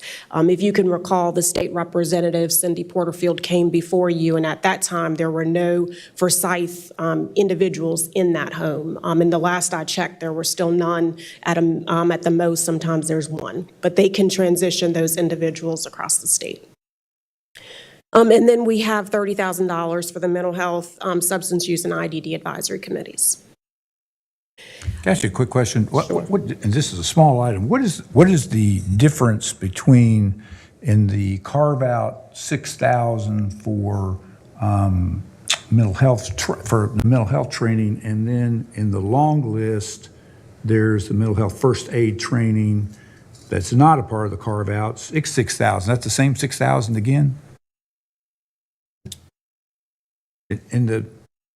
That big chart in mine, at least what I'm looking at in the handout part, it has goes through, and it actually, the very last one before the totals is mental health first aid training, and it's $6,000, and those do not include the other carve-outs. Are you looking on the maybe it is because the bottom, because it's in the bottom, it actually says allocations for the sheriffs, the emergency services, and the health part, which I assume is the same number as the Stepping Up program. So maybe it is a part of that. Yes, sir. That's just the what the actual budget sheet looks like that the budget department prepared. It just looked like it was. I got it now. I see where it is. The pilot projects that we would like to continue using behavioral health fund balance, and right now we have about $2 million that would be remaining. That is for the detention center behavioral health unit and the district attorney's treatment alternative program that is being run by both NAVCare, that's within the detention center. Insight is the administrator of it, and ARCA is providing the program for individuals that are not in the detention center to assist, and that is for their medication-assisted treatment to help individuals with substance use. So for the behavioral health unit in the detention center, this would be year 2 of what we would recommend a 3-year pilot. For the district attorney's program, this would be the final year of the project, and then we would bring back to you a report to see how successful it has been or has not been, and then can decide how the board would like to proceed. So in the recommendations on the first page, there was a request for a behavioral health services director for Forsyth County. This individual, if approved by the commissioners, would report to me. There has been a significant increase in funding and county engagement on all things mental health, substance abuse, IDD. Honestly, I spend probably the majority of my time on all of these things, and it would be really probably most effectively managed by some assistance. So I would like to begin recruiting for this position now, knowing it will take a little while. And so we're requesting to use 1 month of fund balance to cover June 2022, if I'm able to get someone up and running, in the amount of $12,000. And that is just so that we can get someone here to help manage these behavioral health funds, the opioid settlement dollars. We're getting $12 million from the state for the facility-based crisis center, upfitting Highland Avenue, getting the DSS group home up and running, tracking outcomes, performance, reporting. It really is a lot to do it well. And so this person would really oversee all of those things. We want to try to centralize all of our mental health, substance abuse, IDD services and initiatives to really make sure that we are truly serving the community in a more holistic way. And that person would be available to help out with some of the opioid stuff that's coming up. Oh, absolutely. That would be a big That would be a making big, that job, absolutely. too. Because that is my last slide, is just to give you a quick update on the opioid settlement funds. We will receive an average of $1.2 million per year for 18 years. We are expecting to receive about $2.4 million this fiscal year by June 2022. The next budget, the next agenda item, Kyle Wolf will come up to talk about the creation of the special revenue fund that's required. This will give us an opportunity to expand substance abuse services, one at the Highland Avenue Center that we're trying to create as a one-stop shop, but then just generally overall in the community. We are required to hold a public meeting with municipalities to obtain input. That is a requirement of the Memorandum of Understanding. And so I'll be working with Clerk Sloop to try to schedule something in regards to that, probably in May sometime, because that is a requirement. And then we will also need to create a stakeholder group as part of the collaborative strategic planning process that is also required by the Memorandum of Understanding in order for us, if there's two options that we can do. Option A, which is an easier option, and it's very cut and dry on you can use it for very specific opioid initiatives. However, option B allows us to broaden it to polysubstance, so you can address individuals that also have a mental health crisis or other substance use issues, and not just specific to opioids. And so unfortunately, we are going to need to go the harder route, which does create more work, a strategic planning process, a group. The positive is that 90% of the group is really intact, because when we did the realignment with partners, I had to create a transition team. So that team does still meet quarterly, so I'll be able to pull them together. And per the MOU, there's a couple other slots that will need to be filled. So we'll be able to easily get that going. So that's actually won't be as bad as it seems. But that's an update on the opioid settlement funds. And I do just want to, in person, thank all of you for your support last week on the letter that was sent to the legislators and DHHS that obviously did get a lot of attention. But for Forsyth County residents, I do still feel strongly that that is in the best interest of us. And from everything I'm hearing, there may be a little bit of a delay. And for me, a delay would be good, just so we can see how things continue to work with partners. We just simply need a little bit more time. But with that, I'd be happy to answer any questions. Comments or questions? I would just like to say that yesterday, NCACC sent a letter out asking the legislatures to delay a decision and have further study. So I think that will be very helpful. And before you sit down, I'd just like to say thank you for doing all this. There's another set of 25 applications to review, make critique, make sure we're not duplicating effort. That's where you spend a whole lot of time, to make sure you're not redoing what somebody else is doing. So I think you did, I mean, did a great job of that, and I appreciate that, all that extra effort of you and the team and others that spent time on that. Thank you. Good going. Thank you. One comment, Mr. Chairman, if I may. Yes, sir. Go right ahead. Fleming Elamine. I just want to commend Chantel on the Herculean job she's done in this effort. Having served in the committee with her, I know she has burnt the midnight oil over and over again to make sure she's doing the right thing. And so she should deserve a round of applause at the very least. Then I have a question for Dudley, please. Could you explain, Dudley, in more detail how the appropriations actually works and some kind of deadline she might have on that for those that are interested in appealing for funds from that source? So are you, Commissioner Elamine, are you referring to the opioid funds or the? Just special appropriations in general. You made a reference that people could apply to the special appropriations. If you want. Right, right. Yeah. So, yes, sir. So those special appropriation applications actually will be submitted to you as part of the regular budget, and you'll be able to make decisions on those just through that regular budget deliberation process. And we do not do, what you don't get from staff or, specific recommendations. Sure. So, Chairman, if I may, what I'm believing that Commissioner Elamine is saying, so we had 3 application processes, one for the behavioral health, one for special appropriations, and then we will have our second rounding of ARPA funding. So somewhere, somehow, we're going to have to communicate better to the community when those applications are available and then when they are closing. So that's what the clarification that he's needing. Okay. So, yeah, so we advertised, through the behavioral health funds, there's a set advertisement, we got that. And the one that has more flexibility, obviously, is the one y'all control directly, which is the special appropriations. And I generally, we have a deadline, but if there's a sense that somebody feels really strongly about something, that's up to y'all. Has special appropriations closed already? It has, but we've gotten some late ones that we've been at, and I brought them in. Behavioral health is closed as well, correct? And then the ARPA will open April the 25th, Does that sound right? second round? Okay, Yeah, fair enough. late in April, so. All right, thank you. Very good. All right.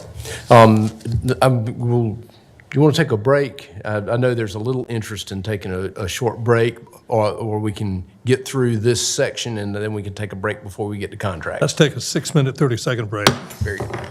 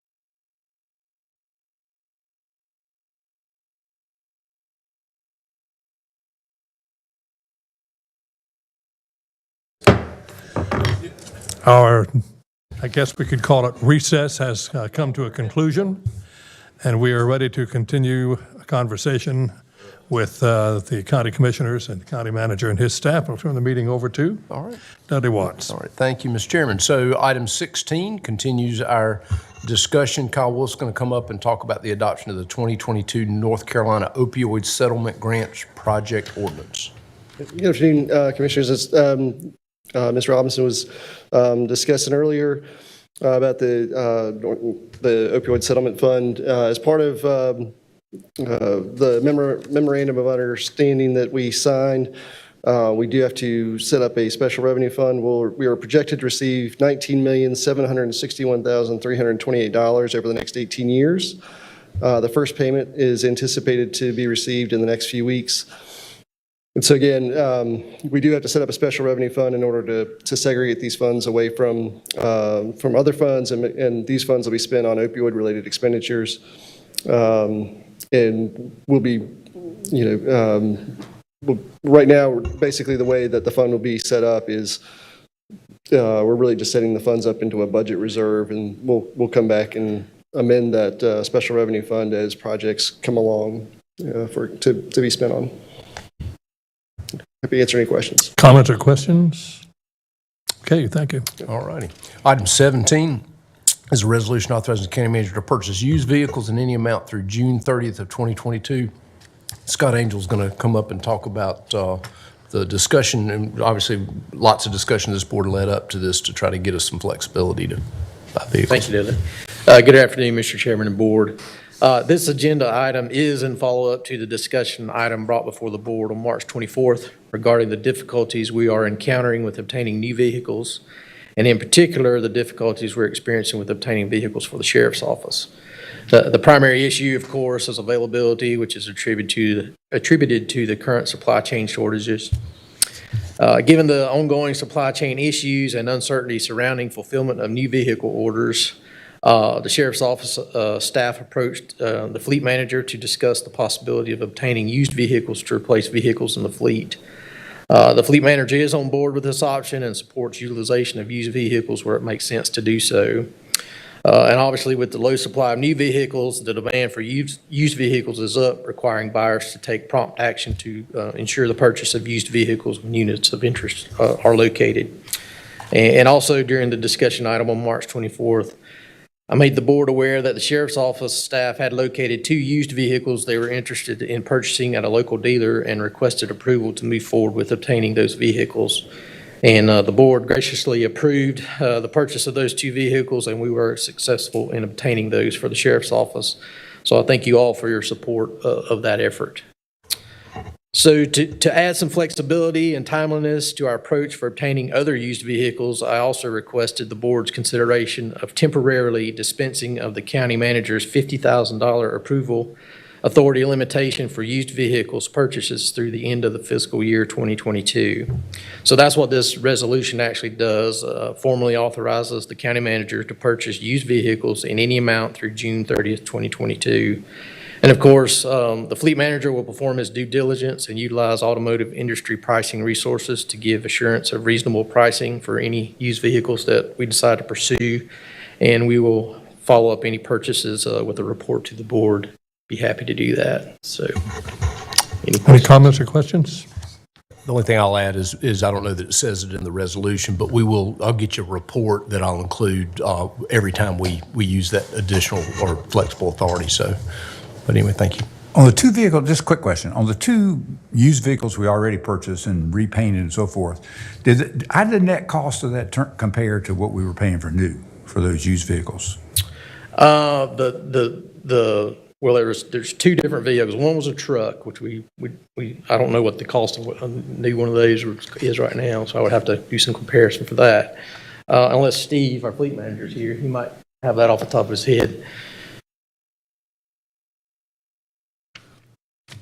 I'm just trying to find out if when we got done with used vehicles, was it actually cheaper, and we can sort of see how well they last in comparison to some of the new ones, which could mean that this might be another way to operate longer term. If you can get some good used vehicles and they work, you do it. Oh yeah, well, I mean, these vehicles are used, if it, on the new side, they're going to be substantially higher, just because of the packages like aluminum wheels, that kind of stuff, tire and stuff. Because typically a truck like that, I think we paid $26,000 for brand new ones through like Sheriff's Association. But sometimes if you get one used, unless it's kind of like a work truck, it's probably going to be a little higher new than it is used. But we try to be good to, when we purchase a used vehicle, and make sure it's got lower mileage. But if you compared it to a brand new vehicle, it would be a whole lot higher than actually buying a brand new vehicle. The used vehicle would be from the price from day one in the brand new vehicle. Yeah, I apologize. I probably didn't hear everything you said, and that's my hearing problem, not you. I didn't. So bottom line, do you think we saved a little money on the two used vehicles, the truck and the car that we bought? Yes, we'll save a little bit of money. But if you compare them to the new prices, they're going to be higher what we bought used. But if compared to new vehicles, but that's why we try to be diligent in getting something to lower mileage and to make sure we're not spending more money than we need to be for a used vehicle. Yeah, I think one thing Steve's saying is the difference is not that much. Right, and the other issue is in the used marketplace, a lot of times they have a lot more features on the vehicle and stuff that we would not buy if we were. So you get a little bit of that. I don't think this is a thing to do until the market's stabilized, but this is not a good long-term approach, I don't think. And I got you. We are, by the way, met this week about looking at some ambulances, and we're trying to scour the used ambulance market because delivery date on a new ambulance is so far out there. And then the other thing, and I think you and I talked a little bit about it, is we are going to take a look at doing some pretty major motor work, major transmission work on some vehicles that we have, and get a fourth life out of them. And so we're sort of having to pull out all the stops right now. So anyway, thank you guys. Thank you. All right. Agenda item 18 is a resolution revising ambulance fees for the Department of Emergency Services EMS Division, and Jennifer Collins is going to review this.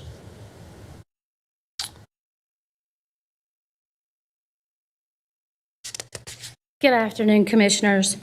We are bringing a resolution to revise fees for ambulance services provided by Forsyth County Emergency Services.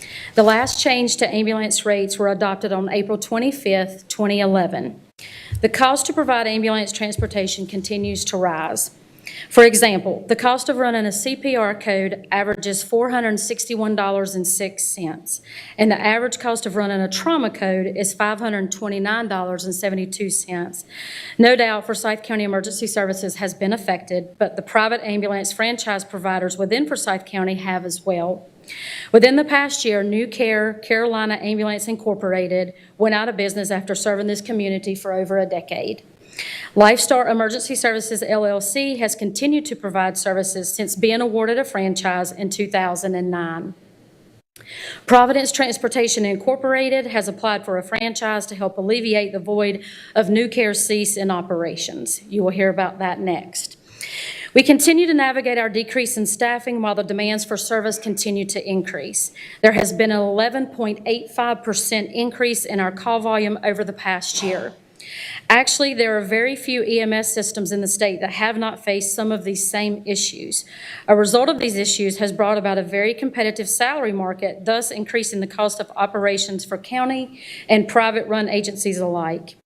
A fee structure study was conducted for similarly sized systems throughout the state. The Medicare fee structure changes annually, and the general industry recommendation is to set fees between 130 and 200% of the Medicare allowable fees. Based upon evaluation of similarly sized systems throughout the state, we are recommending a change to equal 150% of Medicare allowable fees based on the 2022 Medicare fee schedule. I'll be glad to answer any questions you may have. I also have Kim Stanley, Chief Compliance Officer with EMS Management and Consultants, here with me today should you have any Medicare-specific comments or questions. That's good work. It's good material. Thank you. Thanks. All right. Thank you, Jennifer. You hit a home run. Very good. Agenda item, so we'll jump into contracts. We have a number of items about purchasing and contracts. Item 19 is an ordinance granting a non-emergency ambulance franchise within Forsyth County to Providence Transportation Incorporated. Brian Gallimore with our EMS system is going to review. Good afternoon, Commissioners. Today, I would like to present to you a franchise request for a BLS ambulance franchise with Providence Transportation Incorporated. Joining us today is Mr. David Stevens. He's the president of Providence Transportation, Inc. Which one is along with his David? administration staff. They're there. Okay. Thank you. So privately owned basic life support ambulances are an integral part of the Forsyth County emergency medical system. These companies provide much-needed convalescent ambulance transportation as well as serve the EMS system by responding to non-emergent 911 calls. Convalescent ambulance service provides Forsyth County citizens with scheduled transport to dialysis, nursing home care, hospice, and they also assist the hospitals in keeping beds available by transporting patients out of the hospital when needed. Responding to non-emergent 911 calls assists the system by helping keep advanced life support for Forsyth County EMS ambulances available for higher acuity 911 calls. For many years, the Forsyth County EMS system has had the luxury of having two franchise private providers, Lifestar Emergency Services and New Care Carolina Ambulance. As Assistant Chief Collins said earlier, New Care Carolina closed its business in the summer of last year, leaving a significant impact on the EMS system. Forsyth County Emergency Services receives applications for BLS ambulance franchise in January and February of every year. Providence Transportation was the sole applicant for the franchise this year and has completed the application process.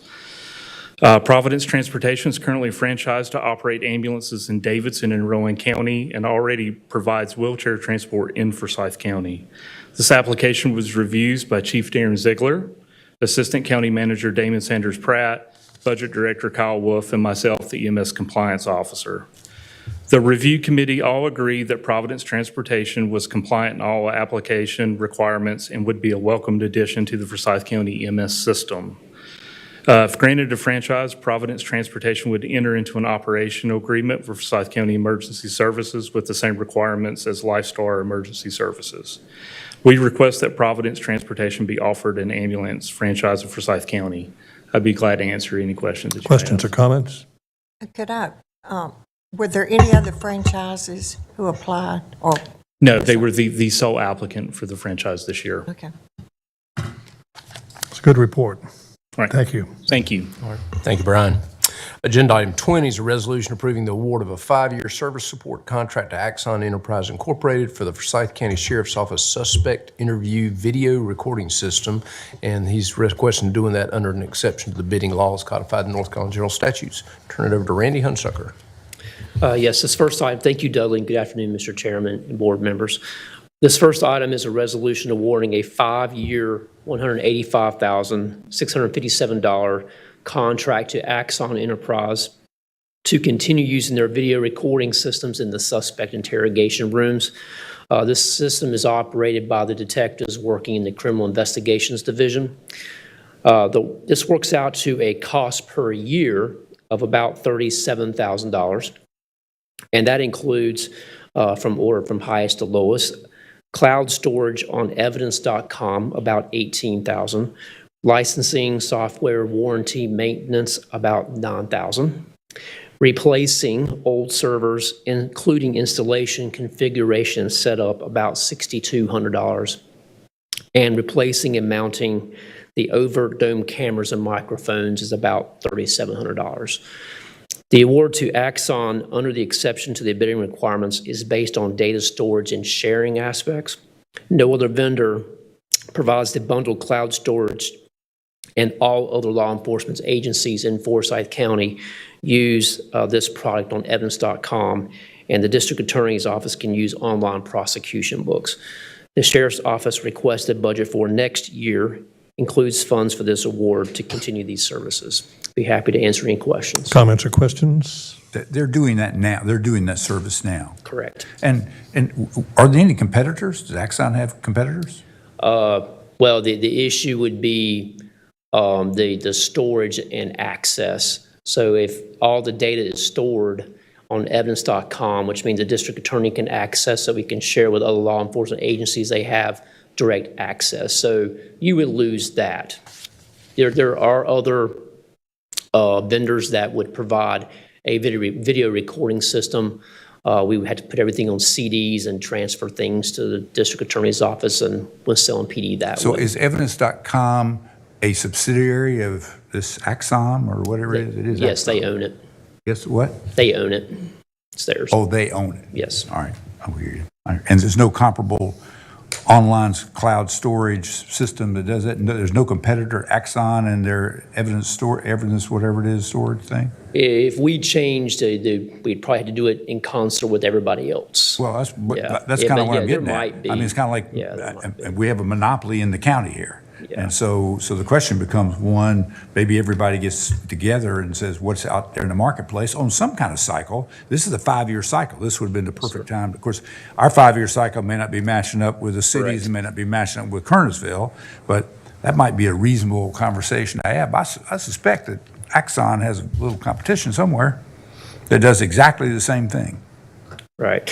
And then there's also the connection with the TASER systems, the body-worn cameras, all ties into Axon. So it all comes into interfaces directly with our records management system. So there's a broader impact too. So if we switch, then we lose all that connectivity between a case that may have body-worn camera video footage with a suspect, say, confessing in this interrogation room. It's all one record going into one case file. So you would lose that connectivity as well. So it's. I hear all that. Yeah. But do you understand my point? I get you. The very same issue of integrating with the TASER systems, et cetera, like there's got to be somebody else that competes in the marketplace here. Yeah. And I just think that we are basically never taking advantage of that possibility. Yeah. It's kind of like now we're locked into them forever, kind of the way that kind of comes out. Yeah. The I don't know if y'all remember it, but Axon, basically TASER, is the body-worn camera provider. When that contract was bid before, it was conveyed to this board there were significant savings because the TASER product in the car was going to match up with that in the body worn, all this kind of stuff. And so that was a 5-year deal. And Brad Stanley stood in front of you at that time and conveyed to this board that the cost was going to be I think it was a very significant cost reduction by going with him. And that never happened. When we got the bill back, they basically said, well, you don't have to pay for it in the car anymore, but the exact same number that they dropped, they raised and just called it maintenance. And so there are some real issues around that. And I do think, because I think the 5 years on the vehicles and the body worn stuff is going to be coming up pretty soon. And if I'm not mistaken, it's almost $1 million a year is what we're paying right now to Axon. Yes, the body-worn cameras, it's going to be about $800,000 next year, and that includes the tasers, includes... it's a crazy, crazy number. And so yeah. And what you're paying for there is the cloud data storage is the number one cost there across all those different platforms. Yeah, but anybody can buy cloud storage space. They're not inventing the cloud. I think we need to look at it, and I know board members who've been on the board a while remember, because frankly, the Sheriff's Department was... Because I ask all these same questions. Yeah, the Sheriff's Department was sort of taken aback by it as well, because it wasn't conveyed properly to them. So we do need to look at, that is a very expensive bundle of things. Well, and it's something that both Kernersville, Winston-Salem, and Forsyth ought to be looking at. Yeah. We're all with the same district attorney. We're all the same, we ought to be looking at some of that together, because I remember the argument on the tasers was exactly that. City of Winston-Salem uses them, Kernersville uses them, these kind of the guys, we have all this compatible stuff. Well, now we're getting in deep, we continue to get deeper and deeper in every piece of this, and like I said, there's got to be a competitor. Well, and what's the cost of some inconvenience is, I think, the other factor. But if everybody switched at the same time to a new system and did that right, then you may have one switch, and there's still convenience, but they always go through a change over. Yeah, I think the other factors is when we did this the first go-round, you were really talking about new technology. And so it's older technology now. And so there should be more people in the marketplace now than there were. And folks are going to figure out how to do this together better. And so I think when we bid it the next time. But realize, we approved this, we're into this for 5 years. Now the TASER's going to come up, and one of the reasons for going with the TASER company is because we have this, because it ties into this. That's going to be another reason. So it's kind of like you can never look at everything at the same time. We can maybe look into see what other competitors are out there. The key thing is going to be the data storage, that you have cloud access and don't have to buy your own servers, which will be very expensive servers to store this data. So that's going to be the where we made the savings the first time was the servers. We had to buy the servers. Has Randy's folks looked at all this? I'm not just Randy, but our technology folks. Yeah, there's good cooperation between MIS and the sheriff's MIS folks. All right, never mind. Yeah, I just know that in a couple of years, the TASERs will come back and we'll hear exactly the same thing again. It'll be exactly the same reason why we don't need to bid it. Don't need to look at a competitor. Thanks for your report. All right. Very good. Item 21 is a resolution approving award for purchase of detention center pass-through door units to LK Manufacturing under an exception to the bidding law as well. Robert Whitaker from the detention center. Major Whitaker is going to review this. Hey, good afternoon. First, I want to say thank y'all for your support at the jail. The E&G contract seems to be working real well. But today I'm here pretty much to brief on a resolution approving the award of purchase pass-through door units. Pass-through door units and the sales are effective in combating COVID and other communicable disease by providing a partial negative pressure room. Excuse me. It also deters officer and resident assaults. From 2020 to 2021, we had 11 assaults by residents throwing unknown liquids on other residents, and had 15 assaults on officers from throwing unknown liquids on them. The facility has already completed several areas within the detention center. In the current fiscal year, we purchased the amount of $22,176 was processed and purchased, and the units were installed on the sixth floor.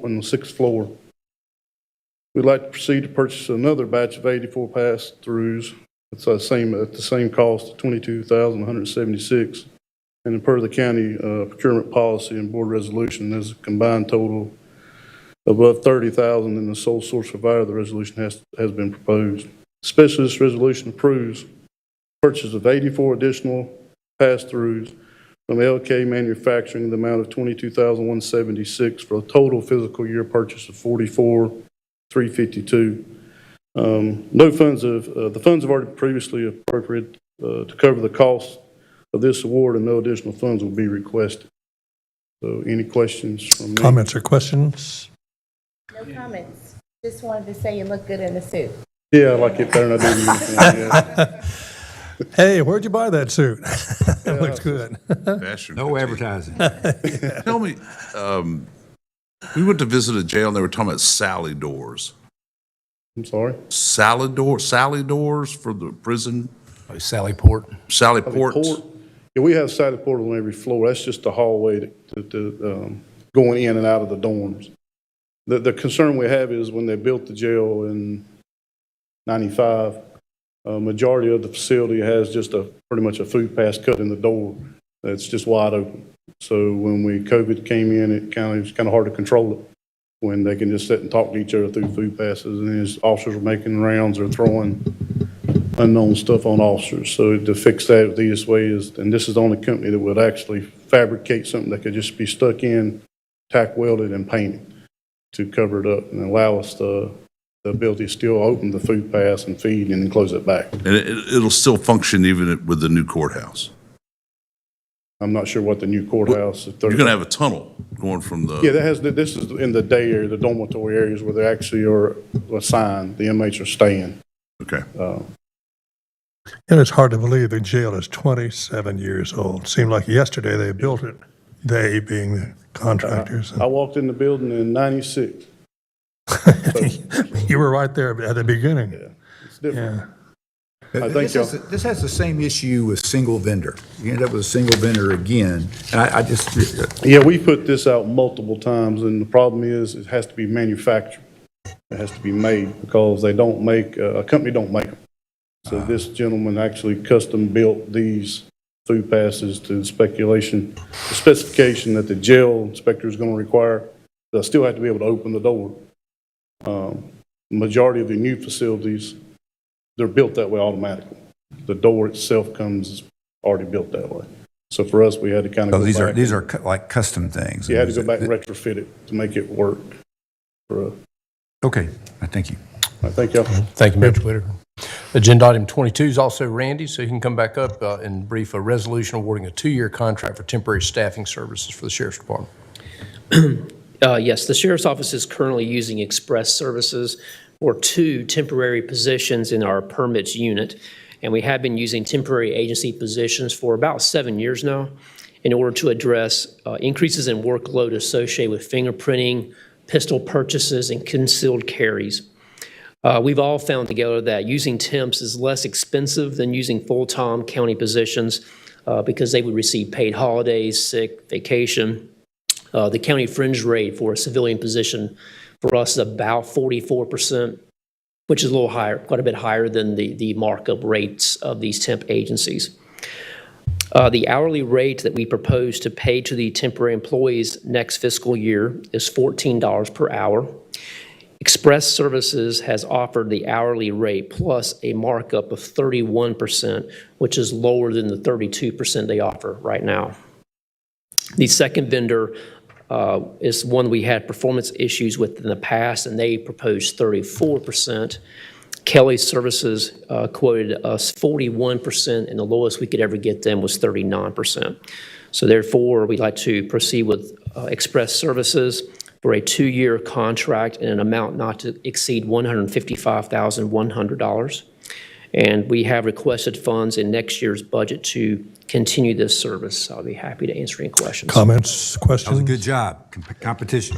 Yeah, I like it too as well. So where are these folks located? They're on the first floor, and you enter in the main lobby. They're out in the to the left. There's like the permits. You know, so you'll see the fingerprinting I'm machine. saying the company. Where's the company? They're here in Winston-Salem. Okay, fair enough. Yes. Thank you. Very encouraging. Go right ahead. I know at one time you had a backlog on these permits. Are you catching up, or will this help you catch up? Yes, where there's no backlog today. Good, thank you. Thank you, Randy. Thank you, sir. Thank you. Agenda item 23 is a resolution awarding a contract to Capital Marketing Solutions, LLC, to provide ballot printing and packaging services. Tim Suji is going to come up and review this as he's getting ready for an election. So.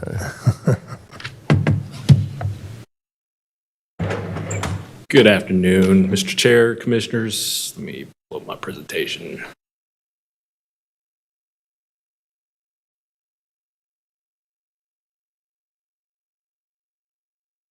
She's going to come save you here right now. I see it. Here she comes again. Okay.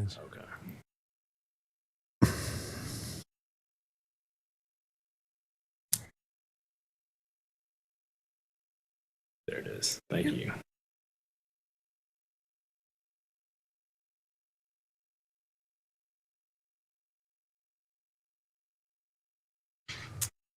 Ashley. I need a little help.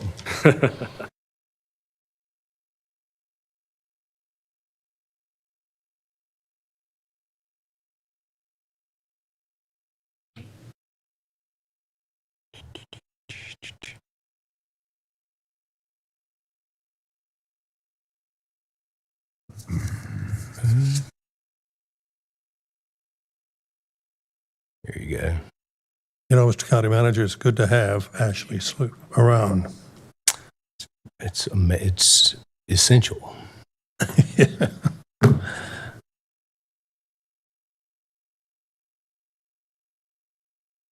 There we go. Okay.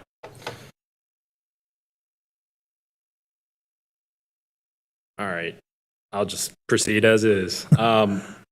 So today I'm here to present a contract between the Board of Elections Office and the Capital Marketing Solutions LLC to provide ballot printing services as well as packaging services for the conduct of elections here in Forsyth County.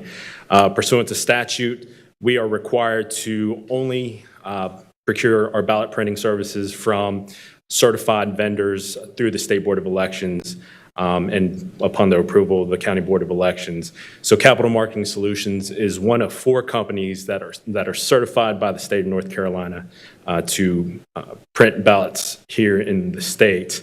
So I'm going to go on to the next slide.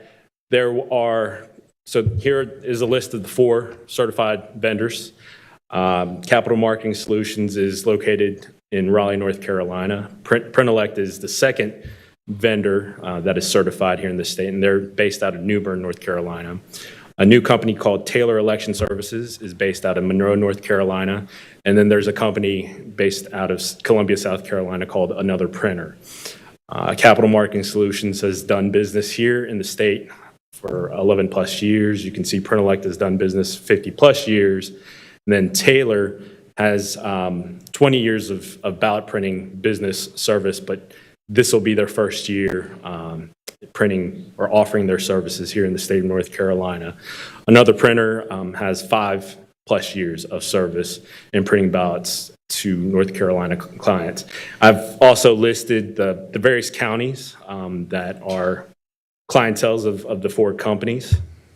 And then in terms of pricing, you'll see that Capital Marketing Solutions offers the lowest price of the 4 companies with almost 19 cents per sheet with the pre-printed stock.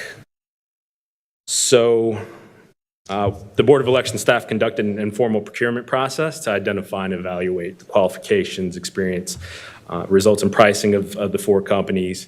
This allowed us to look into selecting the best, in the best interest of the county, and based on the overall composite score of all 4 companies. And you can see here with the composite score, Capital Marketing Solutions is the company that we recommended to the Board of Elections. And so they came out with the highest score. Another Printer had to withdraw due to a national paper shortage, and so they were unable to pick up any new clientele. And then Taylor Election Services withdrew because their only intent was to sell their vote-by-mail packaging service. They did not want to be a sole ballot printer company. So in terms of the advantages of going with Capital Marketing Solutions, they are actually our current printer and supplier of ballots. They have been for at least the past decade, and they continually exceed our expectations and provides exemplary service to the county. They are intentionally selective of their clientele, and they primarily work only with counties that are along the I-40, I-85 corridor so that they can ensure expedited delivery of the ballots to their clients. So this ensures quality and service as well as a proper chain of custody of the ballots to ensure the security of those ballots. And then finally, they also offer competitive pricing with the lowest bid. The last thing I'll point out is they've recently moved into a larger facility with upgraded printing equipment. So they're continually improving on their service offerings, and like I mentioned before, we're very pleased with using them as our current printer. I'll be glad to take any questions. Comments or questions? Good. The only comment I've got on our advanced materials, it didn't have the pricing. It had the scoring. It actually had the score, composite score of Capital and Printellect. And I'm sitting here wondering what the price was. And I'm so glad to see they were low bidder. And I'll be glad to share the pricing information from the PowerPoint if you need that. Thank you, sir. Thank you. Thank you, Tim. Agenda item 24 is a resolution awarding contracts for in-home aid services, and Cindy Firkin with D8. It's been a long day. The Department of Social Services will review this. And here's Cindy. Good afternoon, Mr. Chairman, Mr. Vice Chairman, Commissioners, Ms. Lupin, Mr. Watts. Thank you for the opportunity to present our request. Our item for presentation is resolution awarding contracts for in-home aid services on behalf of the Department of Social Services. On February the 4th, requests for proposals were sent out to 45 vendors. advertised in the Winston-Salem Journal and on the City of Winston-Salem website. A virtual pre-bid conference was held on February the 16th, and sealed proposals from 6 vendors were received by the City County Purchasing on March the 9th. Proposals were evaluated and scored by a panel of 5 social services staff members, and the scoring matrix with the prices was attached to the resolution and the agenda item report. Our recommendation is to initiate contracts to provide in-home aid services to the 5 vendors with the highest average ratings. Social Services is currently providing in-home aid services to an average of 125 customers with a current wait list of over 400. The current fiscal year contracts are with 3 vendors totaling $380,220. With the ability to contract with multiple vendors, we would be able to provide services to an estimated 200 to 230 customers, thus taking an estimated 100 customers off of the wait list. We would provide an average of 10 units or hours of service per month per customer, and the annual total unit or hours would average 24,000 to 27,600 based on annual funding availability. The total funding would range between $350,000 and $750,000, depending upon home and community care block grant and additional county funding. The proposed contracts would be initiated for an initial 1-year term beginning July 1st, 2022 through June 30th, 2023, with the right to extend each contract for 2 additional 1-year terms. And I have with me today Ms. Tina Lewis, who is the Adult Division Social Work Program Manager, and Mr. Rick Hall, who is the Adult Division Director, to answer any programmatic or funding questions that you may have. And we are open for questions regarding our request. Comments or questions? Really happy to hear that there's 100 folks coming off the waiting list. That's great. Similarly, in these materials, I got all the ratings, but I didn't get the prices. I got the aggregate price, which are total of $350 kind of stuff, but I didn't get the attachment to the agenda item report shows. I think I got it. Here's the price. It's the very bottom. Yeah, the last thing on the very bottom of the big chart. Yep. I remember looking at the big chart and I just saw ratings and I go, I got it. I just saw it. Thank you. I looked at it yesterday and I didn't. And you will see an alternate service level in this year's budget that would close the gap on that waiting list if you chose to do that. So you'll have an opportunity to address it a little further if you want. Additional questions? Thank you. Great. Appreciate you, all of you coming. All right. James Anderson is going to come up. He's going to introduce items 25 and 26. 25 is a resolution authorizing the county manager to increase the owner's contingency fund for the Caladium project to address change orders under the construction manager at risk delivery method. And then he's also going to talk about the amendment to the contract between Forsyth County and Shellco as design builder for the Smith Reynolds Airport new corporate hangar project. Good afternoon, Mr. Chairman and Commissioners. The item before you is a resolution authorizing an increase to the owner's contingency for the Caladium project. At the time the guaranteed maximum price was accepted, in addition to value engineering, the county included a reduced contingency in the amount of $200,000 to facilitate encumbering the GMP. At that time, it was anticipated that future funding may be available to restore the contingency to a customary level and restore some value engineered items to the project. During review of elevator shop drawings, it was discovered that the design documents used for bidding and development of the GMP did not provide adequate structural support for the freight elevator or code-required access for maintenance. Additionally, structural loads provided to the construction manager's subcontractor performing the ground improvement scope of work did not include wind and seismic loads. When these additional loads were provided to the subcontractor, they concluded that additional rigid inclusions would be required to support the added loads.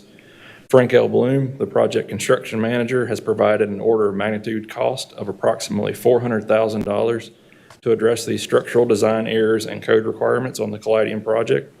Typically, our owner's contingency is in the 3 to 5% range. For this project, we started out with less than 1% at 0.7% contingency. This resolution seeks Commissioner authorization to increase the project contingency from 0.7% or $200,000 to 3% or $900,000 of the project budget. Additionally, staff is pursuing contractual remedies to recover the added costs from the design errors noted. I'd be happy to answer any questions you might have. Last sentence is what I was interested in. In pursuing because this is an ERA issue that's not our fault. Correct. Additional comments or questions? So repeat the last thing you said because I really didn't understand all of it. Are we paying it or not paying it? So we're paying it up front to Bloom, and then we're pursuing through the contract language potentially against the architect's errors and omissions liability insurance. Why are we paying it at all if it's not our fault? Really to try to keep the project moving forward. If we try to stop at this point and try to negotiate the final conclusion to that, it throws the rest of the project into sort of a quandary.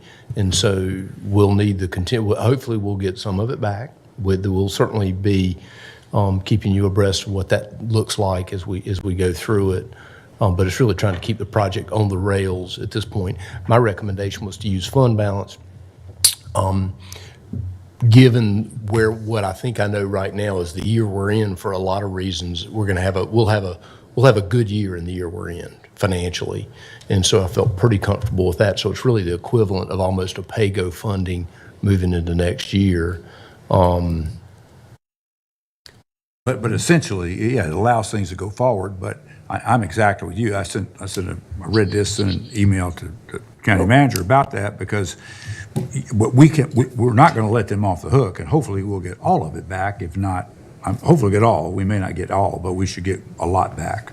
Well, I'm not going to call any names, but I will tell you we've done this before and we did not get 1 penny back. So I just say this one is pretty egregious, and there's no question where the error came from. Right. The finger pointing gets pretty small on this one. And I would just say, Commissioners, I'm happy to discuss this in closed session at a later time if you'd like. We are pursuing legal discussions with all of the parties, and I'd rather not discuss this in open session. So will we put this on the agenda to talk about in closed session? I'm sorry, I didn't hear the question. Will we put this on the agenda to talk about in closed session? We can. I don't think at this time. Today, but.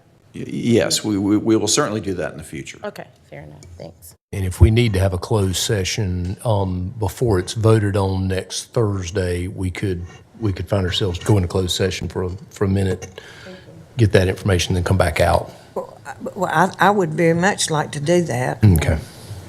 We'll It's plan kind of on it. hard to vote on something when you're not allowed to ask questions. Right. So Yeah. that'd be great. We will plan on a closed session in middle meeting to take care of that item and then come back in. Okay. Thank you, sir. Appreciate it. All right. And item 26 is also, James, it's related to the starting to see some work at the airport on the corporate hangars.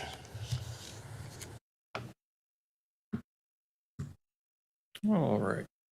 So I'm pleased to bring before you today the corporate hangar project for the airport. I know this is something that's been something that a lot of folks have been interested in, is the terminal area improvements there. So this will really be the first project getting underway there to kick things off at the terminal. So the first slide here shows the site layout. If you're standing down on Liberty Street, down at the bottom of the page, looking up at the terminal, as you look over to your left today, there's the old brick building that used to be I believe it was a landing gear facility. We'll be tearing that facility down. Hangar CH2 will go there. And just a little bit further up the hill towards the terminal, where there's the existing blue hangar and the small brick building, both of those will also be torn down to make way for additional taxiway and the new hangar CH1. Comments or questions? How old are those hangars? I have a comment. Oh, or a go right question. ahead. I see Mark's out there. The future of aviation. I was at this conference, online conference. They're talking about air taxis and the drones and all that sort of thing. and how they can clog up airports. Have you heard, I assume you've been involved in some of these discussions. That's a loaded question. Are you talking about I did it on purpose. capacity of the airport? So, if we're going to redo the terminal, and there's the what do we call that? The area right outside the terminal where they just paved it. Not the apron. What do you call it? Yeah, the ramp, the apron. The ramp apron. So these drones and all are going to be coming in. I hope. Is that not sufficient space, or is it sufficient, or do we have any idea? Well, it depends on the passenger. Is it passenger or is it air cargo? Is it, it all depends. I'm talking passenger, so I don't. Yeah. We've been looking at the south ramp over by Foresight Tech for that type of business, the Evatoff development and all that kind of stuff. But I think you're talking about actually moving passengers maybe to catch flights. No, what I'm trying to do is get the parking deck put in. Oh, okay, all right. You're just setting me up. So, if the top floor of the parking deck, which would be right outside the terminal, if it was built properly, that could handle some of that drone business or the air taxi business, could it not? Based on the presentations we saw from like Signature Flight Support a couple of years ago about transporting passengers, yes, that's what they're looking at. That's it, thank you. Okay. That was sneaky. It's on our list. It's on our legislative list. It's still sneaky. It's on our list. All right. So continuing with the hangar design, there will be 2 hangars, each about 20,000 square feet. It'll be pre-engineered steel construction with exterior finish and insulated metal panels. And we were able to include some windows to allow some natural daylight to come in. That was one thing when we were talking with Signature during design, they were really excited about, because a lot of hangars that are done are just boxes that's enclosed, not really attractive. And so we've also gone with a 2-tone color scheme that will be attractive to look at as you come up to the terminal. Red, white, and blue? Oh, that's a two-term, two. Close. I'm sorry, I didn't mean to interrupt. And if I can share with the board, the reason for the 2 20,000 square foot hangars instead of 140 was Signature indicated to us that if there was some fire or some other issue with a 40,000 square foot hangar, they'd have to get all the planes out at once. In this case, if one of these hangars has an issue, you only have to deal with half that space. So they're thrilled that there's 2 20s, and we will be getting planes from other areas that don't have the proper storage that we're going to have. So it's going to be a busy place and hopefully lots of jobs. Yeah, on the heels of Commissioner's comments, we did size the hangar door to accommodate a Global 7500, which is one of the largest or larger general aviation jets. It's very popular in use. And so that was very important in our discussions with Signature that the hangar be able to accommodate that particular jet. And then we did also have to include small restroom facilities in each hangar to meet code. You know, I like to think sentimentally about things like this, and you're going to tear down hangars, I guess, that have been there for many, many years and kind of the pioneers of the Smith Meadows Airport. Is there going to be any effort to maintain some of the relics of that wreckage, to look back on the old days of what was there when Smith Meadows Airport was established in that time? You see what I'm talking about? Just a memory. Yeah, so part of the design process that we had to go through also involved getting a historical architectural review. And out of that came there's really no historical significance to any of the buildings that we're going to be tearing down. Good. I could answer just a little bit. We got a call from the Transportation Museum folks. Is that right, Mark? About taking one of those hangars. But they wanted us to take it down, bring it to them. And the cost was just crazy, right? Yeah, but we're looking at rehabilitating the Quonset hut hangar. So we're actually not talking about tearing that one down. I was talking about the blue one, the old. Yeah. Okay. The other thing I'm going to mention, if I can, I'll keep interrupting you, but Gloria, there are several companies that have been having conventions in hangars at airports. companies, car companies and others, they bring their dealers in and they have their presentation in the hangar. They go back that day. So this could be a lot of uses for these facilities. Pay for itself in no time.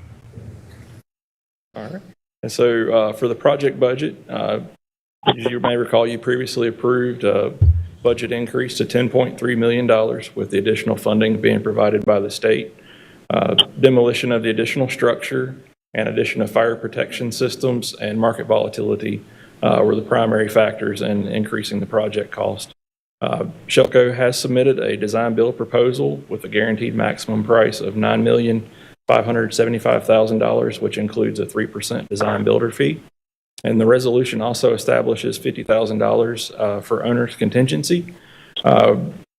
With this project being design build, one thing that's unique and that I really like about it is that if there's a design error, I get to look at Shelco and say, this is on you to figure it out. They're not looking at the county to have to pay for those design errors and omissions. What was the original budget for these hangars? I'd have to look back to be for sure, but I believe it was $7.8 million. I was thinking that's a huge percent increase.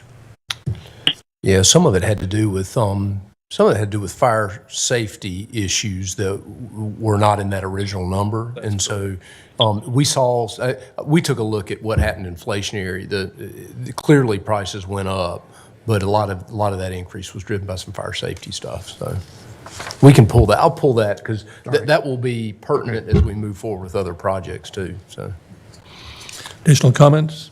And then lastly, just real quick on the project schedule.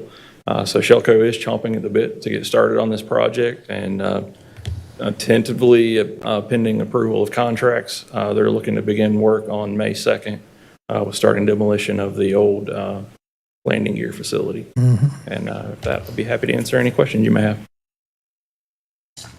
That was a great report. Just one question, Mr. Chairman. This is Fleming Elamine by telephone. Go right ahead, Fleming. Thank you very much, Mr. Chairman. I just wanted to remind Mark and perhaps Mr. Anderson too that I made a commitment to Mr. Jim Shaw that we would put his name up somewhere at the airport for the work that he did over the number of years. So hopefully when we build a new terminal, we can do that to honor his work. Thank you. There you go. Thank you, James. All right, Chelsea Swaim has been waiting patiently, and she has items 27, 28, 29, 30, 31, and 32. Holy mackerel, how much time have we got? Well, the good news is They're almost all the same. Yeah, they're almost all the same except for the first couple. So turn it over to Chelsea. I'll introduce them, and then you can do the quick run through. Resolution accepting the high bid to purchase county-owned real property by negotiated advertisement and upset bid procedure, Robin Hood Road. Good afternoon, Commissioners. This item is to receive the highest offer to purchase surplus property at Robin Hood Road, 0 Robin Hood Road. If you will remember at your February 17th meeting, this board approved to publish for advertisement an offer received by Strategic Development Partners, LLC in the amount of $20,000. During the advertisement period, the clerk did receive one upset bid, and that was from Deepak Soin in the amount of $22,500. Per North Carolina General Statute, that offer was then advertised and no additional bids were received. So staff recommends to accept this highest offer to sell Robin Hood Road property to Deepak Soin for $22,500, and staff also recommends to refund the deposit to Strategic Development Partners, LLC. I'm happy to answer any questions. Comments or questions? Not a one. All right. So item 28 is also Chelsea's. It's a resolution declaring certain county-owned personal property surplus. Yes, so this item, again, is to declare certain items, personal property items as surplus, and then authorize their disposition via Liquidity Services Operations LLC, which owns the GovDeals platform, which is what the platform we have used for public electronic auctions for several years. All the fees in this sale would be passed along to the buyer, and you have a list attached to the resolution of all the various items that we are proposing as surplus and to sell. The sale would begin on May 2nd and end on May 16th. And if it's approved, would be advertised on the county website as well as our social media. I'm happy to answer any Comments or questions. questions? Did a good job, Chelsea. All right. Items 29 through 32 are resolutions authorizing lease agreements between Forsyth County and the City of Winston as joint landlords and the Winston-Salem Forsyth County Utility Commission for lease of county-owned property. There are 4 different addresses. I'll just turn it over to Chelsea. Yes, so all 4 of these items are to authorize the execution of lease agreements with the Winston-Salem Forsyth County Utility Commission. At your August 19th meeting in 2021, the board approved a similar lease at the Clemens Tower, and these are at 4 different towers, one on Salem Road, one on Palmer Lane, one on Shaliford Road in Louisville, and then one on Bear Lawn Drive. Each lease is for a 20-year term with an annual rental of $5,000. And the Utilities Commission would be responsible for all of the maintenance that their advanced meter infrastructure would require on these towers. And the interagency communications manager has reviewed this and vetted it and has no concerns with any kind of interference with the communications system on the towers. So I'm happy to answer any questions. Questions, comments? Thank you. And so the revenue will essentially go into interagency communication. It's a joint city-county department, and so we would share equally in that, and that's how that'll happen. So, thank you, Chelsea. Thank you. All right, winding up, item 33 is a resolution approving refunds by the tax assessor and collector in the amount of $569,017.67. It's a large refund, so I'd ask Michael Pollack to come up and just review this. It is the... Michael, they saved the tax report for last. That's right. Good afternoon, Commissioners. Though these refunds are larger than you typically see, they're mainly the result of 2 appeal settlements. As you can see from the 2 attached memos of this agenda item, we're very pleased with the outcome of both of these settlements. When you see Caterpillar and Progress Rail on the spreadsheet for refunds, it's actually the same account number where a name change was involved. There was a large value loss potential with the Progress Rail Property Tax Commission appeal, but it ultimately was settled for less than 5% of the potential loss and a removal of all discovery penalties. John Burgess issued a memo to the county manager and the board about this settlement, I believe, in December. The SWTO LLC appeal resulted in a refund for the reduction in the property value that was part of an initial discovery. That being said, the discovery still netted approximately $5.6 million in property value after factoring the reduction. Are there any questions? Comments, questions? Okay. Good report. Thanks for waiting. Thank you. All righty. Item 34 is just the second reading on the ordinance that Minor had reviewed and y'all voted on last week of the Forsyth County Code entitled Air Quality Control. And then you've got reports, February 2022 contribution-based benefit cap report. And that is everything. Oh, no. Well, it's all over. It's been a successful afternoon. Any comments before we adjourn? Happy Easter. Oh, my gosh. I just remembered, in a few days, Richard, you may want to make a note of this. The Easter Bunny will come hopping down the trail, and he may stop at your farm with some eggs or to try to get some eggs to take where he's going. Could you handle that? I guess. If there's no further comments, Commissioner Kaplan has urged us to happy Passover. Happy Passover. I'm glad you mentioned that too. And I will second all the motions, and we're adjourned.